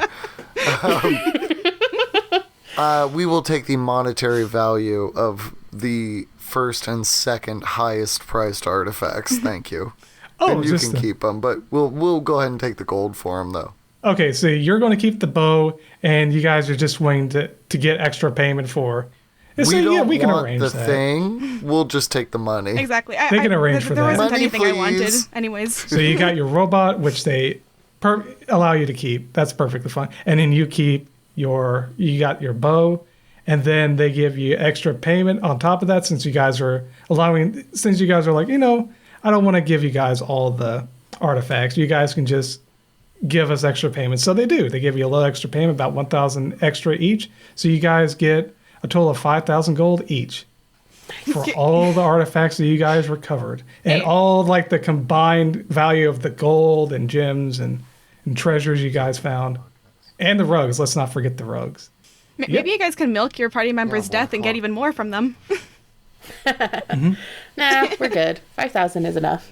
Yep. Well, now it's been fun. Ava, see you on the other side. Well, like between 1 and 1 o'clock, I'll be running, but I won't be sad. All right, bye. Okay. So, Ava, I'll see you on the flip side. I'll take care of these dragons. And, Flex, this has been an adventure. I see you on Tuesday for bridge, right? Of course. Cool. So we go home.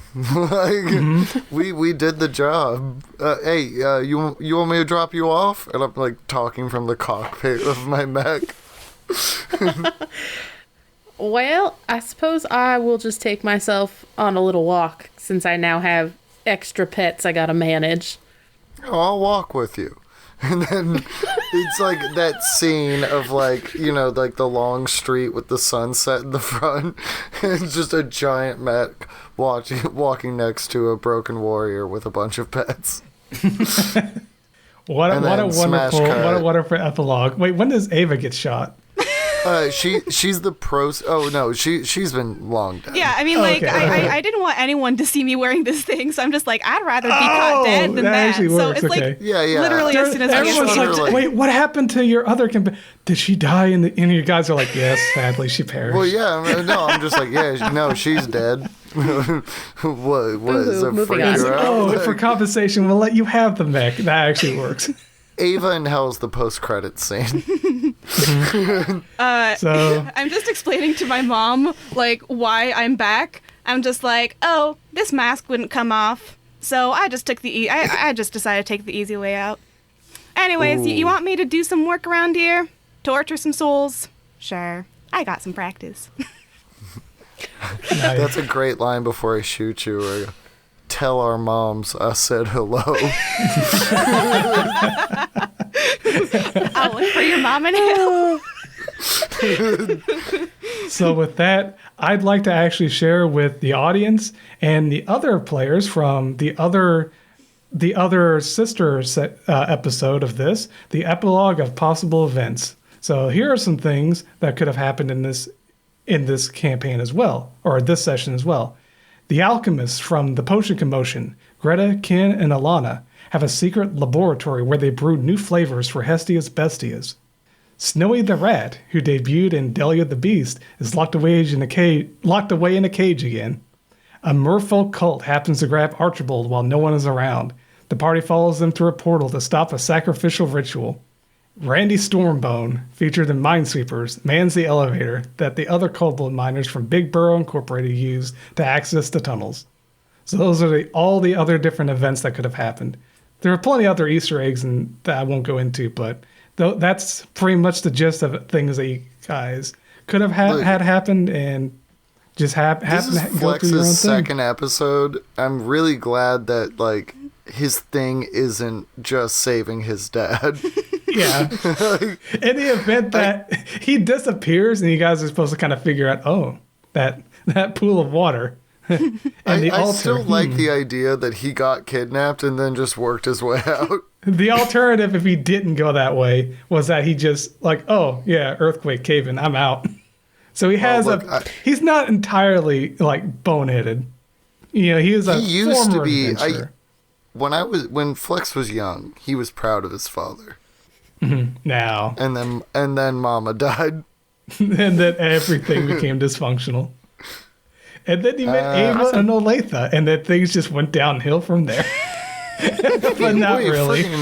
To quote D20, the ball is rolling up. These are my best friends. It is. I actually love you guys. I've killed Ava 4 times. I know it doesn't sound like a lot, but how many times have you shot your friend? Who's also a devil. Like you can say you're an experienced devil killer now. And it's just like Flex. You know, Flex is the only one I'll allow to send me into hell. It's literally like one time you got a really bad nail job, and you're just like, I don't want to. I got you, girl. And then shot you in the face. Before we continue on, I'm going to have to cut it short, guys. I'm sorry. Okay. So thank you, listeners, for joining. Joining us today, we had Olathe. Well, that was fun, y'all. See ya. And remember, if you want to hear more about Olathe or any of our other companions, Flex and Ava, you can always drop us a little comment, a little review, and then we'll read it. Perhaps Olathe will read it, or Flex, or Ava. Who knows? Ava. Yeah, well, this crew is pretty good, I gotta say. We always find some nice stuff together. Look forward to it. Look forward to going back on the material plane, too. Mm-hmm. And Flex. Oh, I'm sorry. Were you talking to me? I couldn't hear you over the sound of my mech. Goodbye, everybody. Bye. It's the time of the show when we do a promotion swap with another podcast. This is a great way for you, the listener, to hear about other podcasts that you might enjoy. Have you heard of Does This Happen to You with Chris Kepler? This podcast is full of funny stories about life and befuddlement, a micro audiobook just for you, exploring the bizarre ways of getting through your day with truth is stranger than fiction stories. Here's a recent review. 5 stars. Light, funny, bite-sized stories. Gotta love the dad jokes and puns. Thanks, Chris. Check out Does This Happen to You, a podcast. And if you're a podcast looking to do a promotion swap, send us an email at firebreathingkittenspodcast@gmail.com.